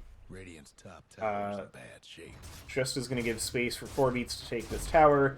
Ophelia with the move speed going to start getting pressure onto the mid tower again. Radiant's top tower is taking hits.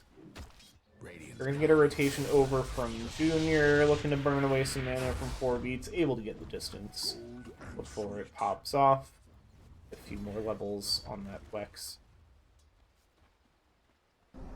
The extra level from the Facet is very... This looks very squished. Like this, they figured out how to get the 7s in, the 8, it just ruins it. They do finally finish off that bot tower for Savoury Characters.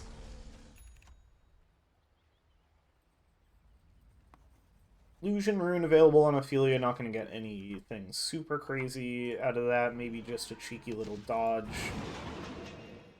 Gorgon's Grasp going to be off the mark. Ends up going the Yasha into the Manta rather than the Maelstrom on Hopox. Maybe just looking to be available to fight a little earlier. Oh, the Wheel of Wonder coming in behind. They're going to look to set up on a Hopox the supports and the Tidehunter are around, but there's still no Ravage. They're getting so much value out of how much they've set this Tidehunter back. Tresh has arrived, but is very low on health. Has to be careful. Nice Tornado from Junior. They're going to slow him down. Ronan Swanson trying to take advantage of the Tornado. Kung Pao Kenny should go down. No, the last Maledict tick is out. The Rum buff is going to be enough. Save the Kunkka, the Kung Pao Kunkka, the Kunkka Pao Kenny, however you prefer. Ophelia in a little bit of trouble here, adds some sustain though, gets the stun onto Ronan Swanson, the rest of the team rotates back over to the tower, Hopox is going to be here.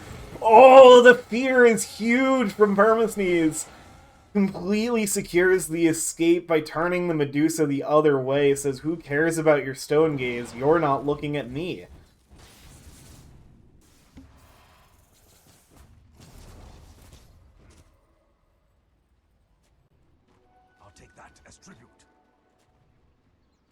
Favorite characters continuing to be in quite a good position as this game rolls on. Looks like Mana Boots on the way out for Permasneeze, picking up that Wisdom Shrine. Ronan Swanson is going to make sure the 14-minute Wisdom Shrine gets secured on the Radiant side. That'll help them keep up in the XP department. Sneeze scouting out this ward placed by Junior. Like wants to make a play towards the Invoker, who does have a shield rune at the moment. There's going to be a Tornado. EMP not quite going to be able to connect with the Whoopee Cushion available from Permasneeze. Going to get a Dagger. Kung Pao Kenny rotating in with the X Mark as well. They do finally have the Ravage available. They're looking for an angle on it, but Savoury Characters holding the high ground. Trash has arrived, trying to bring down Forfates. Wheel of Wonder is there. It's not going to quite catch on to the Ursa, but there's the Shallow Grave. Dagger connecting through. Waffly's Pancake gets taunted before they can find the Ravage. They do finally finish off the Dazzle. Huge Light Strike array to set back to stop them from pursuing. Trash arrives, still wrapping her in around from the river, but immediately caught and in trouble connecting before the rest of the team is there. Wobbly's Pancake gonna try and hold their ground, but now they're facing into these cores that are so much higher level than most of them. EMP goes out and the Stone Gaze as well. It's just a Delta split and nothing connects. Savoury Characters just playing a little more coordinated, a little more clean than Make Turbo Turbo again in this game 3.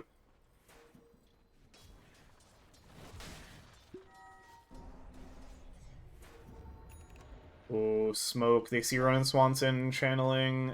Oh, the Dagger does not quite connect. Junior's there as well with the Tornado EMP. That one does connect. Cold Snap as well. Waffly's Pancake still sitting on that Ravage. Didn't get a chance to use it in that last big fight. Maybe still looking for a spot for it. Permasneeze contesting the Observer. Gets an Observer ward up as well. The Observer, the Watcher. That's the Observer. That's the Watcher. I am the Observer in some definition. They'll continue pushing in this bot wave. Ronan Swanson cleaning up the illusion. Ophelia finds the kill with the help of Permasneeze. Up top and down bot, they get the X into the Torrent. Ronan Swanson is going to go pop. 2 more kills. Junior and Waffly's Pancake still lurking in this area, still wanting to be able to defend this tower, but down 2 heroes already. They're just going to have to retreat for now. Tornado out. Does connect onto the Dazzle. They're not going to be able to have any follow-up for that initial catch. Savoury Characters looking to finish off the last of the tier 1s. Doesn't look like it'll be too contested. Hopox doesn't want this to happen, but has to be a little careful.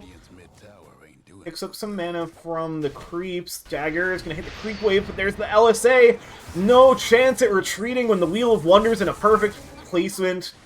And Ophelia finishes off the kill. Trash has arrived looking to get...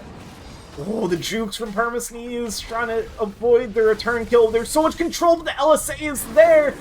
Dodging away with the mirror. The Ravage only hits Ophelia. Trash has arrived as the one getting low now. Maybe they're going to turn it onto Ophelia, but the sustain is there. Gets the kill onto Junior. Oh, this is looking disastrous. Now turn onto Waffly's Pancake. They finish off the Tidehunter. Permasneeze survives. They lose absolutely nothing, and they kill 4. Savoury Characters just really running away with this one now. Perfectly played team fight. Just taking everything away from Makes Turbo Turbo again. They're going to look to turn this into the mid-tier 2 tower. Radiant will be respawning, but I don't know if anybody's going to get here in time to do anything about this. They are not, so that's going to be the first of the tier 2s down on the Radiant side of the map. Potentially looking... There's good vision and control in this area. They could maybe contest this outpost.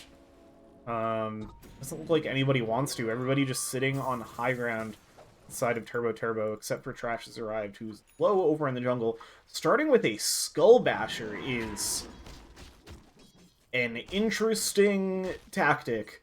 That's tough. This guy's falling behind in the farm almost as much as the Tidehunter. He's also having a rough go of it behind 2 enemy supports now. It's just been a really rough game for some of these cores.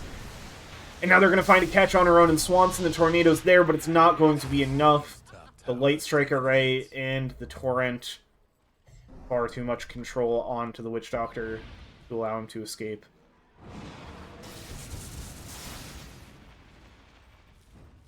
Radiant's top tower's taking hits.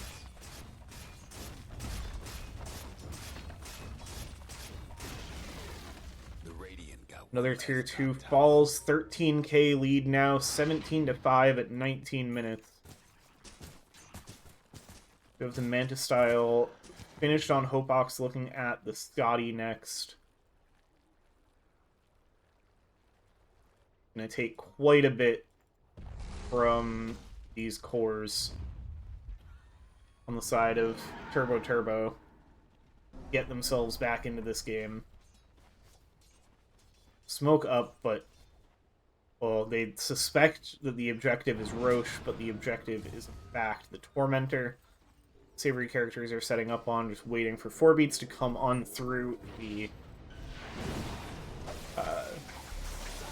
gate. Twin gate, don't know why I forgot what that was called. Do they have the damage for this? They do. Do smoke up into the jungle. So they're getting... this is a nice response from Turbo. The other option you have is as soon as you see that getting taken, this is something that pros have been doing, is you see the Tormentor message pop up here, and you just immediately run into Roche, and especially with an Ursa, I feel like they could have gotten away with that here. But they do at least get some pressure out on the map. They fix some of their waves, they pick up some camps on the enemy side of the map. Now it's going to be back to farming as Savoury Characters go back to taking tier 2 towers. Other thing to mention is the shard that was gotten from the Tormentor was the Spotlight. Not too much for illusions, just the Manta style, so nothing crazy for the Spotlight, but just a nice little vision tool for your team fights. A little bit like a short-range rocket flare for you.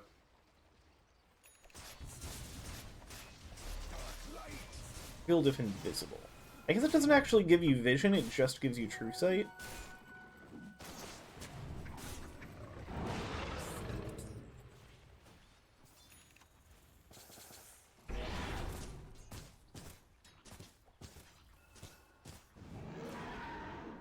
You have the Blink Dagger finished on Trash Has Arrived.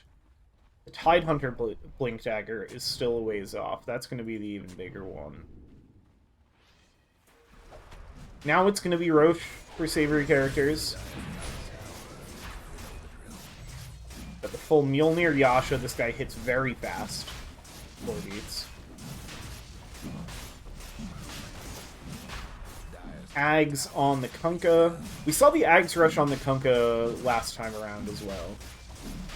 Mjolnir, Boots of Travel, Dragonlance. The Aegis is going to go to Ophelia as well. Ooh, catch by Permasneeze as the Roach is finished. Oh, Waffle eats Pancake. Wrong place, wrong time. Does get a big Ravage off. They're going to try to capitalize. Treacherous Arrive gets on top of Ophelia. Mana has been burned out as well, but the Escape Act is there. Permasneeze gets the save. Hopeox looking to re-engage with the Stone Gaze. Treacherous Arrive goes down to 4 beats on the side, and now turning the attention over to Hopeox, who committed forward, and the Laguna Blade just absolutely eviscerates the Medusa. Cask bouncing through on 3, going to try to give Ronan Swanson the space to escape, but there's just no chance. With 4 heroes dead, looking to make it 5, Ophelia wants to go deep to finish the kill, but it's going to have to turn back. Pretty low, Waffle Eats Pancake respawning, does have the Aegis, so not really afraid of anything at this stage. It is going to be quick respawns, only 23 minutes in as the first tier 3 tower is taken. They will clean up this first set of racks, and the problem is you just used so much of your team fight to take that last fight and lose, that now, what do you contest with? I mean, they're going to back up. They don't have the waves ready to take any other tier 3 towers, but this is a tough position. I think this game didn't get off to as fast of a start as Game 1 did for Savoury Characters, but now that it is where it is, like, this feels even harder to come back from for Turbo. They're gonna smoke up, but they don't have their Ravage. They don't have their Witch Doctor ult. How do you win a fight here? You'll try to get the catch on just Kung Pao Kenny, but that's the hardest hero on the team to bring down. Ophelia's right nearby. Gets the Laguna Blade out onto Ronan Swanson. Stone Gaze coming through will force them to retreat. And so all in all, it's just kind of a nothing.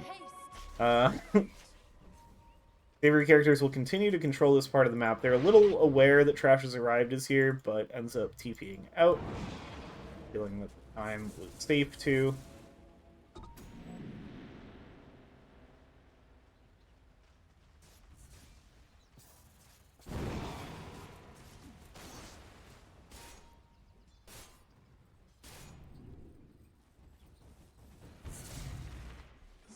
Yeah, this is tough.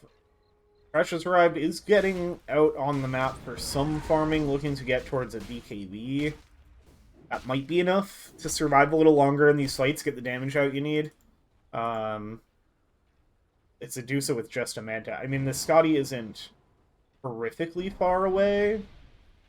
If you can get your courier to the secret shop. They're going to offer some harass from the high ground. This is a pretty solid high ground team. You need this Tidehunter Blink Dagger so badly. It's tough to get multiple heroes out on the map farming, but, like, I don't think you can win a fight without the Tidehunter Blink Dagger, unless Savoury Characters, like, really overstep, which they might do. They are bound to be feeling a bit confident here. Given the 22k net worth lead, but it's tough. They're gonna get a Tornado. This will maybe set up something for the Ravage, but no, the Hurricane Pike is there too quickly. They get the Torrent. Ooh, able to shrug off the late strike array with the Blubber from Tidehunter.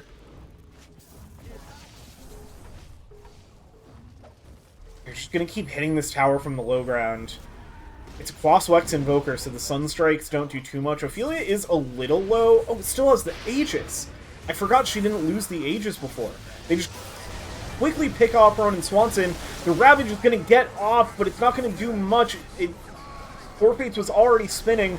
The Stone Gaze is going to connect onto Ophelia. 30 seconds left on the Aegis. Trash has arrived, just looking to retreat. Sunstrike goes out again. Trash has arrived, can't even finish off the Aegis before going down. Ophelia finally gets brought down.